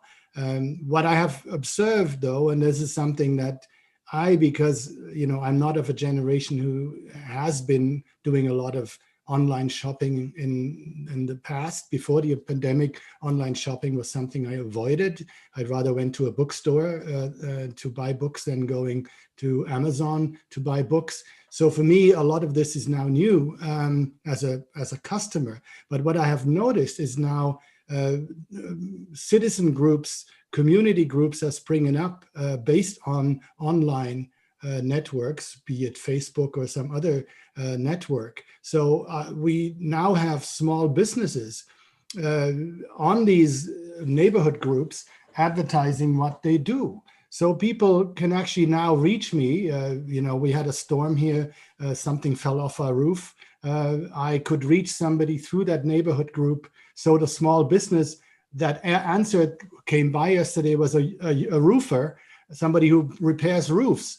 I would have normally had to go to that place's store, or I would have had to call, I would have had to find, but now the network is emerging as a virtual online network in communities, in neighborhoods. And that is happening in many parts of the city where restaurants have now started to cook meals for people who have no access to food. While the food bank may be closed, now there are more decentralized versions of self-help and mutual help going on. And that is not quite the same as small business, but it is something new and perhaps something that we can build new structures of commonality in cities on. But, you know, that may just be temporary. These may just be moments in which this happens, but I am not clear yet where this will go. Part of it will have to do with how the platform economy will come back, because of course Uber, Lyft and Airbnb have also suffered in the crisis for good reason. Will they reestablish themselves, or will those kinds of services be more neighborly, more non-commercial? Will there be the services that small business and online business did in recent years? Will those services now be done by people in neighborhoods in new ways? That is really still an open question. Thank you, Roger. Zoltán?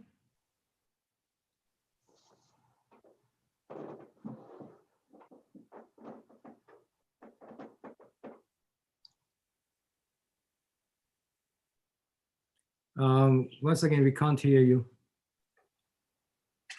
Sorry, because I am so correct that I always switch it off.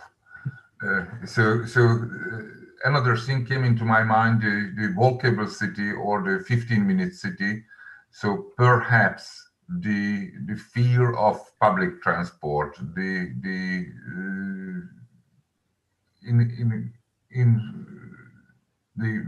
possibility not to use the cars, it will reinforce a little bit this neighborhood services, which I understand what Roger said, but I don't think only that thing, but the geographical neighborhood. So perhaps a little bit the change of the use of the town will go back a little bit towards the walking distance, and that way of thinking, which would be very, very grateful. I would be very grateful to see it larger and larger areas.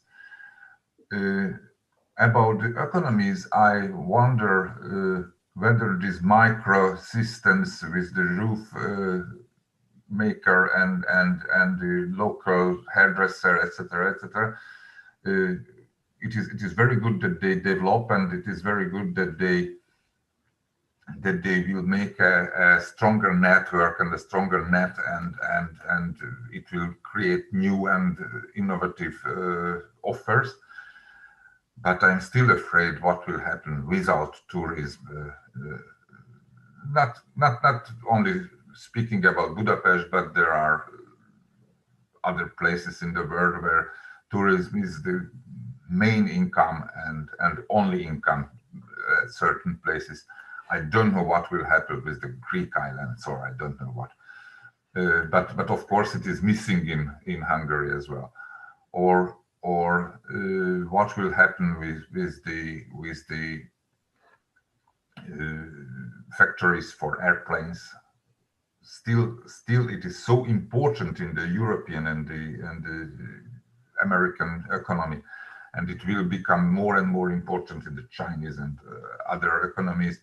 The high-tech traveling equipments, trains or bullet trains or airplanes. If you don't need that, it will be missing somehow from the economy. These are really high value-added products and high research-based high-tech sectors, driven by the necessity that we not the necessity. It is not a necessity. Driven by the wish that we like to travel. What will be without that? So I don't know the answer.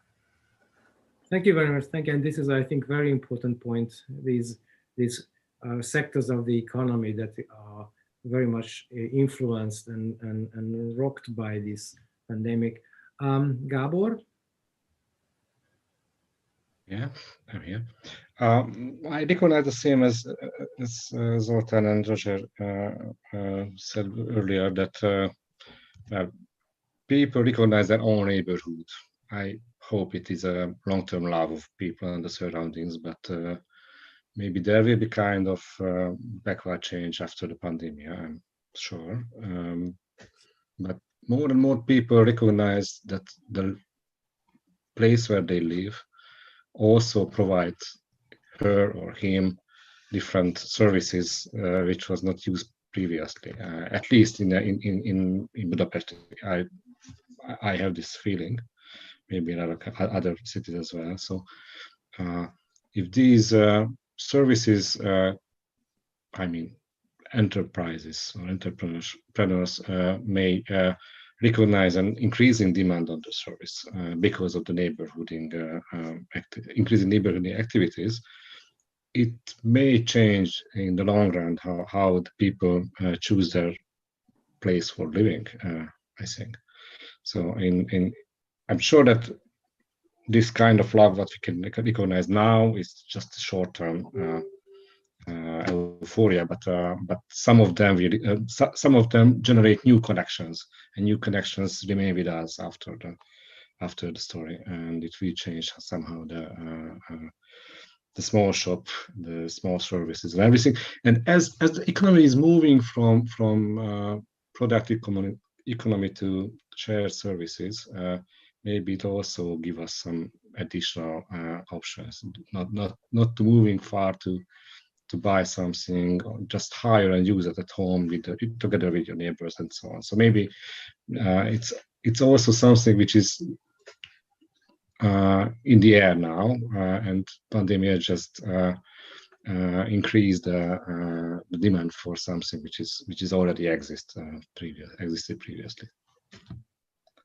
Thank you very much. And before giving the floor to Géza, just an additional question. Aren't we afraid of sharing things with others that could be contaminated? Will it change our attitude, Géza?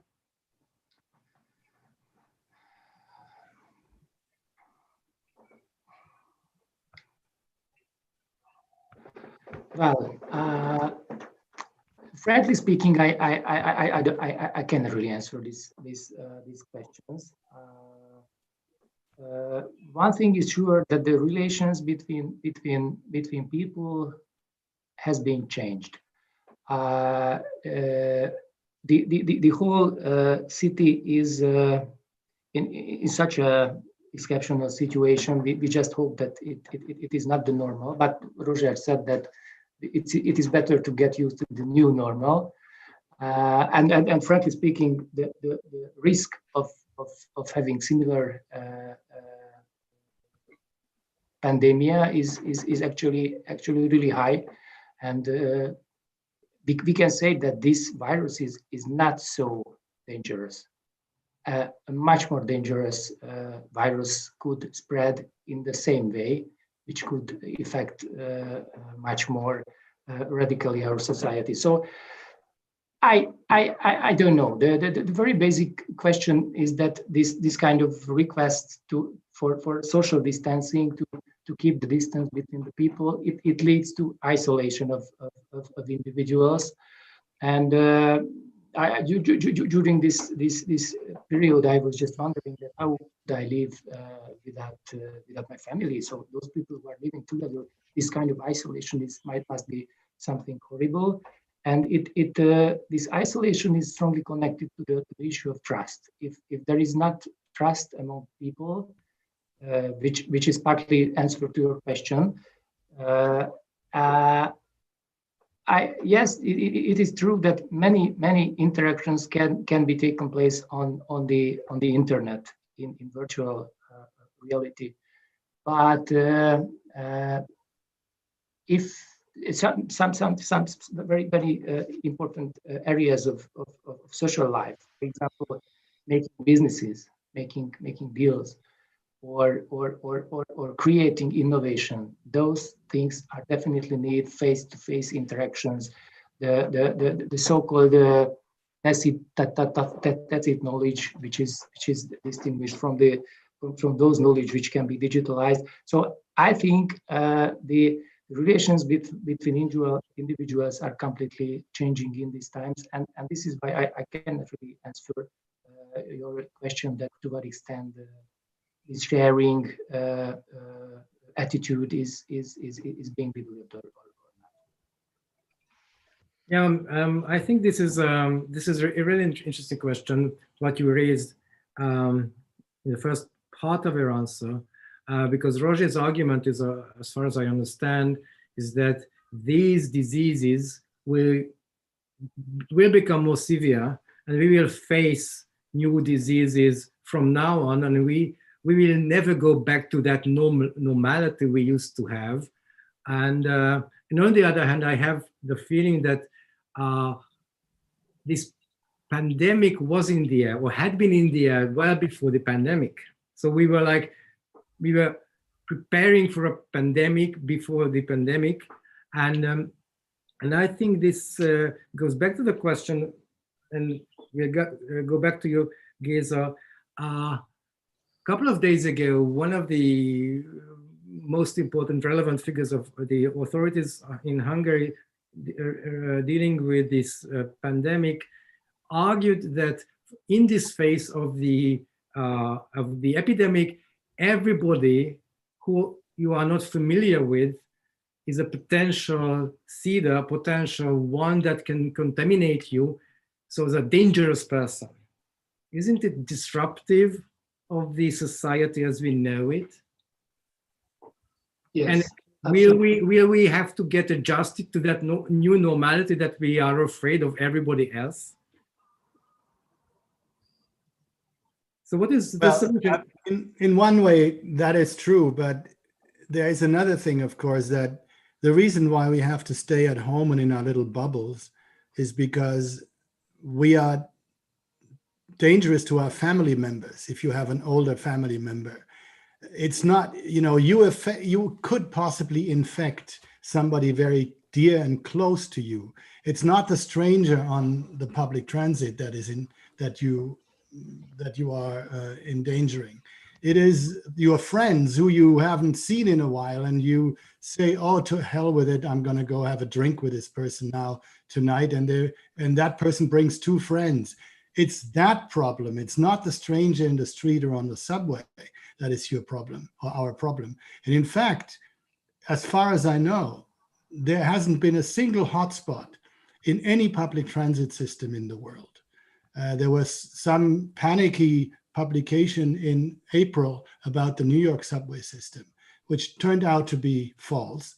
But elsewhere, I haven't known of anyone. So this idea of the stranger being the infectant is exactly sort of, that's a trope that we as urbanists and planners need to avoid because it makes for very strange urban relationships. Right? We need to that's why, this idea of care is very important.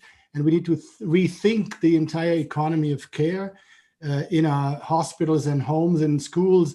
That whole thing needs to have a lot of rethinking. I'm also, since I'm on that, and I talked about transit, which I haven't spoken about, I think there should be a world summit of the transit providers of the big and mid-sized cities in the world. They should all get together, be organized by the World Health Organization, and they should think about together collectively by people like Zoltán, people who are in administrations. People should think about together what the solutions could be, because what I've heard about Budapest, about bike lanes and public transit and parks, is exactly the same that's happening in Toronto. So those people need to speak to one another, and we cannot leave this finding of solutions for how to build cities in the future and how to use public transit to Elon Musk and some Silicon Valley whiz kid who will tell us where to build a tunnel and to put us underground. This is the sort of thing where civic knowledge of the kind that we heard about from Zoltán, this kind of long-based civic knowledge that we have with the engineers and the planners and the architects, that is what we now need to mobilize, but collectively and publicly, and not leave it to the corporate sector.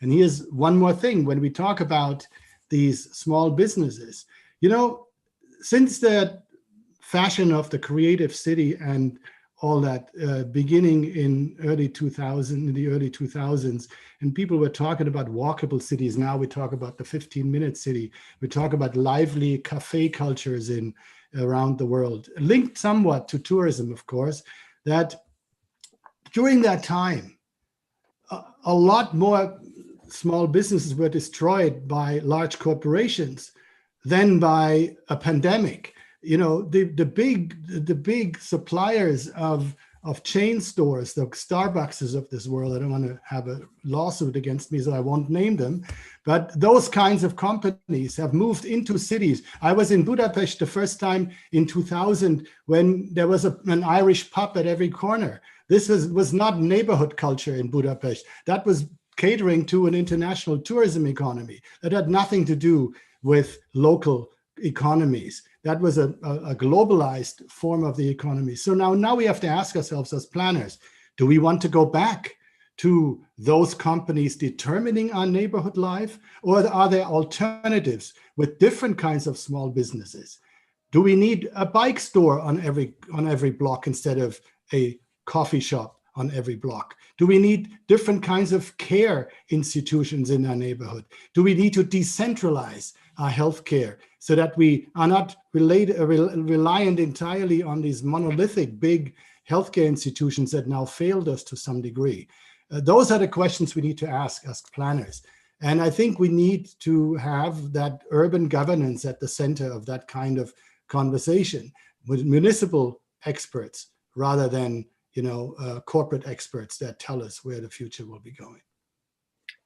Thank you very much. And I think probably Elon Musk has heard us with his new invention of this train that travels like 15 miles an hour for a huge amount of money. But Zoltán was named, and I think he has some answer because he was asking some. Yes, but may I continue the thinking? I have a question to Roger. So what is absolutely surprising for us that people doesn't want to accept that they are in a danger. So I don't know whether in your country is this the case, but in Hungary, this spring we were afraid of the pandemic. We made precautions. We used our masks and washed our hands, and we kept the social distance. And the numbers were much better than today. And today it is not so strict. People are not so strict. They go to, even in the last week, everybody, the pubs were full of people, and the figures were much worse than in the springtime. And I'm afraid that there is a message in this that people don't want to care this frightening danger. They want to forget it, but in this way, my old theory with the feedbacks is good for nothing. So, do we learn about the springtime results or not? And I think this is the question that probably needs answering. What changes has to be made in urban planning approach? What do you think, Gábor? As I begin this discussion, I'm much more threatened when the urban planners wants to be the faster players in this game, that they want to change something without knowing what is the long-run reaction of the people of this crisis. But Zoltán said that we do not know enough about the reaction of the people just to have any changes. The only thing what we know at the moment, and I think that Roger is right, that such a crisis will come in the future, faster or later, but it will come.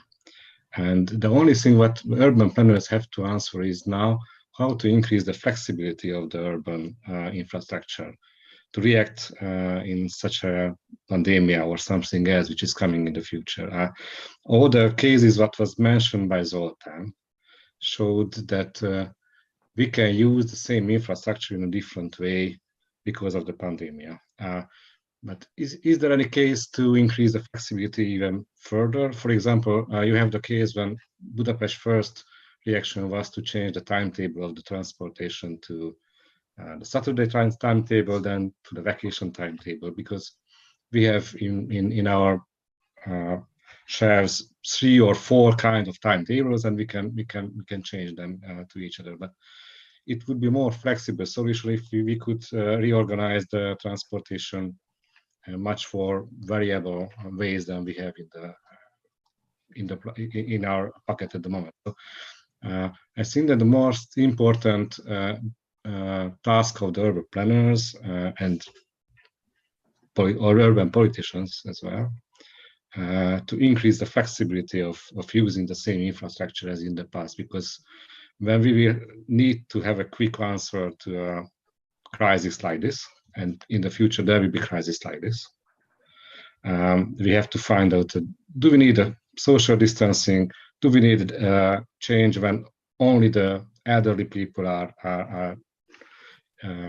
what to say, close into their houses, or do we need a change when only the young people should close into the houses? So in the future, we have to find out how to be flexible as much with the same infrastructure as we have before we begin to reorganize the roads, the parks, the houses, and everything else, because changing the infrastructure is a long run decision. But at the moment, we do not have enough information. The only information we have, that in some cases, we have to be as fast as possible to use the same infrastructure in a different way.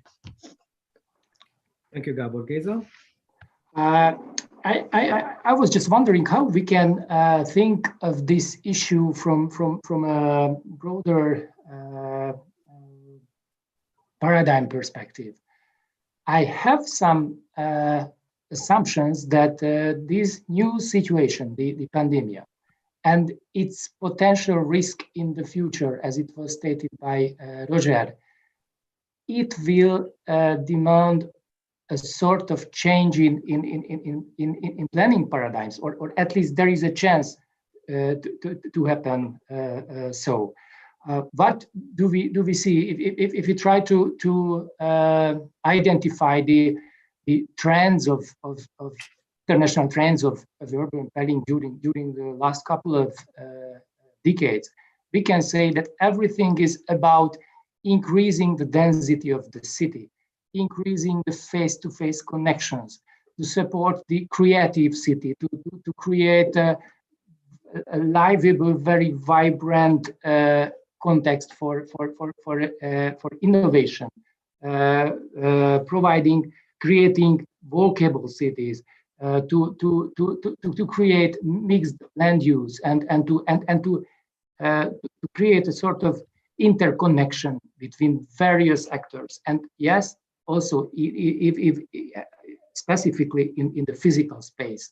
So if we compare it to the modern approach of urban planning, we can say that the density, the connections, the possibilities of meeting of individuals were in the center. But in this situation, that was described by Roger, that we have to be prepared for any kind of infection in the future. We have to be careful when organizing the mobility patterns of people, and even the distance between the individuals. If we try to react to these challenges, the typical modernist type of urban planning from the 60s, 70s, and partly from the 80s can be raised as an option, which was about separating from each other different functions, providing huge public spaces, broad roads, providing huge open parks, providing all the facilities to support car-based individual mobility. So I don't say that we will return to the modernist type of urban planning, but what I do believe that if we take into account these health challenges, these kind of considerations might come into the common thinking. There is one important thing, that if we talk about urban planning and disasters, we have to say that there is nothing novel in it. because if we remember the modern urban planning, the birth of modern urban planning was strongly connected to this kind of disasters, this kind of health problems. Just remember that the early origins of urban planning in England, that was absolutely about the health and every kind of disaster problems of the society of that time, which strongly related to the rapid urbanization and the negative environmental and social effects of industrial revolution. But if we look at the Middle Ages, the very first elements of a sort of urban planning, I would say the regulation of urban space was typically connected to disasters, the city fires, catastrophes of health and pandemic situations, and even the possible attack of the enemies. They were this kind of negative situations and negative, I would say, the possible catastrophes, which started the very first urban planning activities. So this is why I think that this kind of focus towards safety in terms of health can be a much more aspect in identifying the future urban planning approach. And I can imagine that after a while there will be a sort of change in the general attitude towards urban planning. And it is not important whether I think it will be a nice situation or not, but I think these factors must be taken into account when we talk about the ideal form of city, the ideal structure of city, or the ideal way of how we organize planning. Géza, thank you for reminding me of my urban history studies, especially the first urban regulation that appeared in the second half of the 19th century in England as part of the Public Health Act. And I think this is extremely important, as far as I know, because I was taught by a German professor at that time that it was the same issues in German cities, especially Berlin, but in Frankfurt, Cologne, and all these big cities, springing cities in Germany that required new measures. And Roger, you mentioned one important aspect. This is instead of creating huge organizations, especially as to health organizations like hospitals, we should turn into a new approach of offering smaller services, more flexible services. Is it one of these recommendations?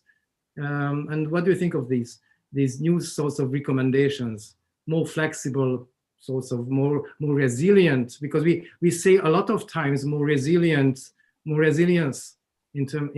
urban planning or in urban infrastructure. But what are the elements of this resilience? Well, I think that the resilience is partly has to be built into the structure of the city, but a lot of it is dependent on what everybody else on this panel has noted about personal behavior, and how do we change? Zoltán asked, how do we make people stick to those different kinds of behaviors? And so, to use this example of the hospital system, one of the things, when we ask whether people will escape from the city, they will flee the city to these villages outside of Budapest, or the country homes outside of Toronto, or to ski towns in Montana. If people do that, when they go there, they make a decision to move away, not only from the coffee shops and the opera and the theaters or the universities, they also move away from the medical system. When you are caught in a ski hill, they know how to fix your leg when you break it, but they do not know how to deal with the pandemic, and they don't have enough intensive care units in a little hospital in a small village or in a small town, right? So the medical system is very centralized. It's like the airports. It's very much in big cities, and the important knowledge is focused and concentrated. And that in many parts of the world is a huge problem. Like in Canada, we have that problem with our indigenous people in the north who live isolated. And when you get sick in an isolated environment, you don't have the medical service that you get in the city. So when we talk about that, centralization and decentralizing, we need to look at it in this context. And when we play this back to this idea of personal behavior and how do we change, in my generation, many of us would not be alive if we had not changed our sexual behavior in the 1980s. Because I was in that generation in my 20s when HIV/AIDS was the big plague of my generation. And we were told to change our sexual behavior. And we did. And but when you had a choice, you could do this. And then when you lived in San Francisco or Toronto or in London or New York, you also had access to medical services and to drugs to deal if you got infected with HIV. And there was a medical community dealing with this. But if you lived in a South African city, you were not that lucky in the 1990s, right? So class, race, location, those kinds of things make a huge difference. Whether you change your own sexual behavior is one thing, but remember the slices of cheese.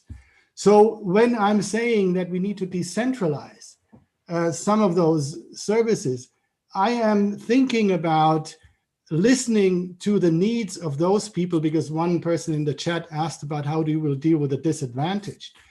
Well, let's listen to the disadvantaged. Let's listen to the people on our block, in our neighborhood, in our poor areas. Listen to what their needs are, and don't assume anything about what their medical needs are. Don't assume anything about their lives, because we can easily think about ourselves and our community that we know and make plans for that. But if we, as planners, and look at us, they're all white men in this particular panel, it's not difficult to point that out, but do we know what an immigrant woman from South Asia needs in terms of health needs in a suburb of Toronto? I know nothing about this, right? Because I don't know this community. So what I'm suggesting is, rather than building healthcare infrastructure in a monolithic, centralized way, as if it was the same for everybody, let's work with those communities about their needs. So I give you, in that suburb, Brampton, János, that we visited it, 600,000 people. Until 2 weeks ago, there was only one testing center in a city of 600,000 people, right? That is a scandal. And that is easily rectified if we change our thinking away from the center to the street level needs of those communities. And then we can think differently about healthcare provision. We can think about the profile of the community. How many elderly people do we have there, as opposed to the downtown where you have many 20-somethings living in condominiums? These are different populations. These are different needs. So we need to think in a more decentralized way and provide those communities with the means to serve those needs where they need them, right? So I don't have the answers to any of those. I don't have a patent here and I say, look, this is what you need to do. Not at all. These are tactical issues, as Zoltán and Géza said. I mean, this is stuff that we are figuring out. We're trying to figure out how to do this. But in the long term, and I agree with Géza on this analysis, in the long term, we have had some experience to build cities in response to pandemics, and we need to learn from that long term. But as we learn from the long term, we need to still be tactical and learn from the current challenges, the refugees that are everywhere, the low-wage service workers that are on these buses. We can't make bus schedules without talking to those people who work in the Amazon warehouses at 4 o'clock in the morning. They need to get to work. So we need to think about bus schedules from their point of view, not from my point of view as a university professor, but from the point of view of the Amazon worker who works at minimum wage in the warehouse, right? So we need to rethink the way we plan, and we need to listen to different kinds of people and change the landscape accordingly. Thank you, Reggie, because it just reminded me of the second phase of urban planning appearing in Britain that appeared in the, I think it was named Conditions of the Working Class Act. And it was the second big wave of urban planning in Britain. So reflection on the conditions of the lower classes, of the poorer people. And I give the floor to Gabor, what he thinks on that. How can we reflect on all these different needs of different layers of society in urban planning? Okay, somebody asked in the YouTube channel that whether will be any shifting in urban development because of the recognition that disadvantaged people suffer much more in this situation or not. I think these two questions is very close to each other in somehow. First of all, I think that urban development is much more influenced by the how to say by the capitalist driven drives than what you can do in the state in one hand. So for the answer of the question, the YouTube channel is that, well, we should change the capitalism first to change the driven of the urban development. I think that in those cities where the ownership of the city is much more huge than in our case in Budapest, for example, in Wien, when there is a huge amount of city-owned houses, and there could be a kind of shift, easy shift in urban development, just to answer for this question, what is raised by you and by the questioner. In one hand, in cities like in Budapest, where other government problems also exist, I mean, this two-layer system is another issue. Answering in a decentralized way to the needs of the people, I think it's a long-term project, not a short-term one. In the long term, maybe we can have an answer for them, but in the short term, the only thing we can do is to provide them flexible services with the same channel that we have at the moment. So just going back to the case of Zoltán, in public transportation, we can have a quick monitoring system which recognizes that we have to change the timetable because of their needs. We can do that, but we cannot change the roads. We cannot change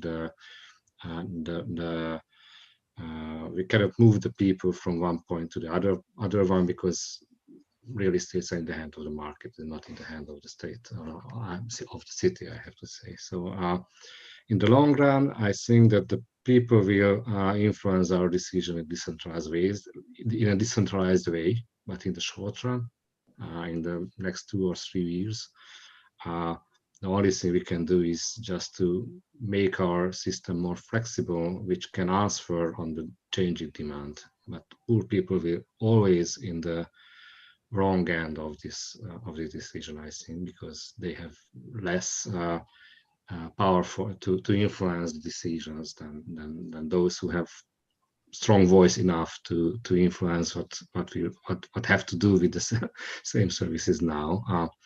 Just to have an answer, I think that there was a strong influence by the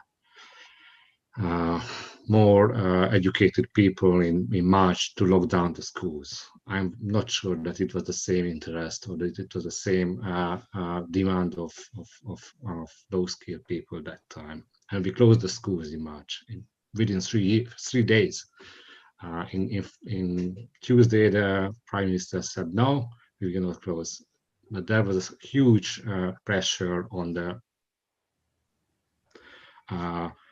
most influential people. Close it, that on Friday we close it. So I'm sure that if we ask all the people, I mean those people who is much more depend on their job, they will choose something different solution that time than we do. So always poor people will be in the wrong side of this public debate, I think. But we have to have strong and timely monitoring system to have the information from their reaction of our decisions, what was mentioned previously. Thank you very much, Gabor. Zoltán, you were addressed a couple of times during these previous answers, so the floor is yours. Thank you.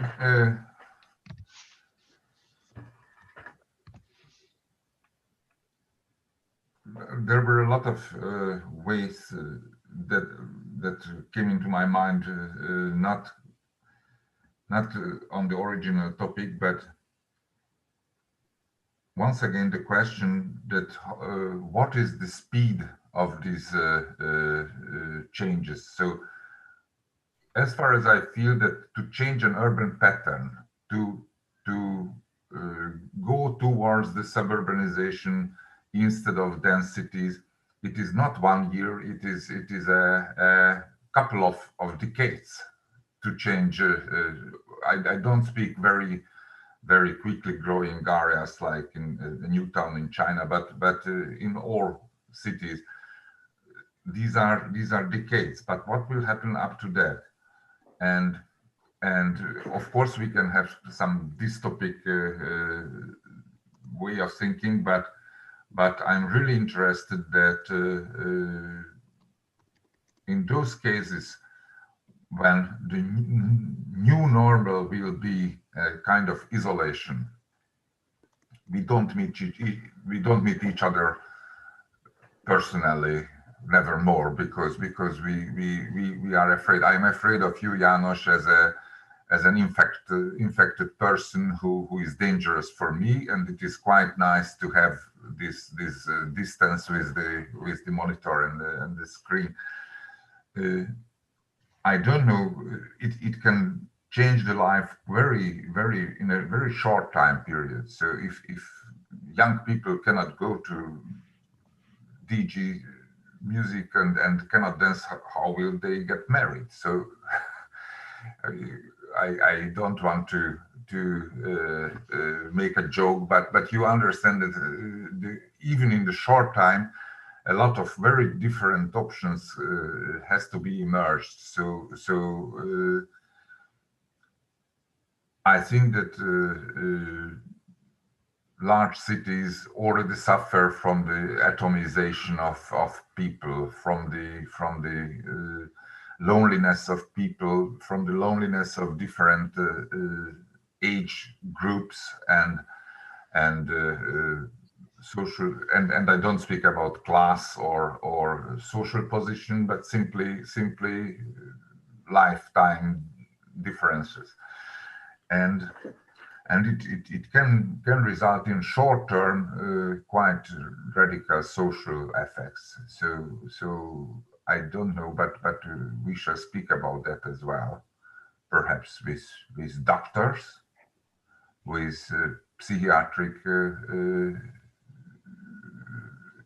experience, because that can be another way of tensions and debalancing of the social background of all people. Well, that's quite saying loudly myself, but I think that these questions will raise very quickly if there is a new normal. So, hopefully not, but this whole discussion is about that we cannot hope. So you think that we should incorporate psychologists into urban planning? normally it is necessary, but in this pandemic situation, it is even more important. Yeah, I totally agree with you. Psychology is a kind of knowledge. So, Géza? Roger and Gabor, you both mentioned the issue of decentralization. I think it's a very, very important issue in these times. Basically, I fully agree with you that the local specificities and the communication with the local community must be strengthened, and even we can be more effective to tackle the challenge of pandemic situation. But I think we have to see that the times of catastrophes and disasters are not really the time of decentralization. So typically the government must be as quick as Zoltán said. I mean government, both the national and also the local government. So I think the coordinating role of the public sphere must be strengthened in such a situation. At the same time, I fully agree with you, Roger, that you said that it is not really good situation when the big companies and corporations are influencing urban development decisions and urban planning processes. I think both issue that the increasing role of government and local government, and also the limitation of involving big companies show a sort of limit of the new soft governance approach, which is about sharing the responsibilities and involving the different actors, especially the economic players. In the British planning literature, many scholars are arguing that that kind of neoliberal planning system, which was introduced in the UK during the last decade, is very, very problematic. Where actually the main the different corporations and companies are actually having a very, very dominant role in urban planning activities. So I think, or at least I have a feeling that this experience of pandemic in urban planning will reinforce the need for public coordination, and that the final responsible actor is actually the government, at any certain level. So I assume that this kind of clarification of responsibilities can be a sort of effect, not only now in such a very dramatic disaster situation, but even longer term, I can imagine that this kind of stronger coordinating role of the governments might be increased. Thank you very much, Anna. I think we are nearing our end, so I just want to give the opportunity to quick answers from our panelists, whoever wants to have a short say in the last round. I just want to say I totally agree with what Géza just said. I couldn't agree more. But when I say decentralization, I don't mean privatization. I don't mean giving up public authority. But it is, as I mentioned in my talk early on, many of those public actors now are in a crisis of legitimacy. And so we need to rebuild the trust in those public structures. In America, this is terrible. I mean, because the country is totally divided. In the UK, it's a similar kind of thing between the South and the North. There are certain parts of Germany that where people have little rebellions against the government. Italy is the same thing. The old differences between the North and the South have broken up again. In France, you see that, the central, very central, these are all federal examples, like in Canada and in Germany, these are, in the United States, you have federal governments. But in the centralized French experience, it's a similar problem, right? I mean, you know, who calls the shots? Who has the authority, has the trust of the people? So yes, I agree with you, but we need to rebuild that trust in our action as planners, because we haven't always been right in what we predicted and what we wanted people to do. So we need to work with the people and listen to the people about what they need, and then enter a new period of urban planning that is more open. And I totally agree with you. It cannot be the modern solution. There has to be something else. Thanks. And Gabor, I also agree with anything that you raised there. It is very complicated to get back to those kinds of situations that were there before. And I learned from our conversation that time is a really important aspect of what we do.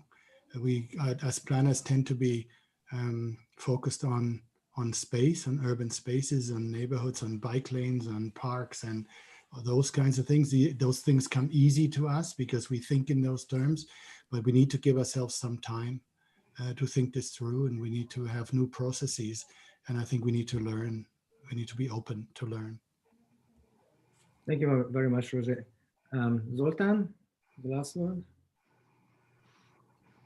There is a saying that you cannot win the next war with the earlier weapons, and there are a lot of examples in the history that after the large wars, the old weapons were developed.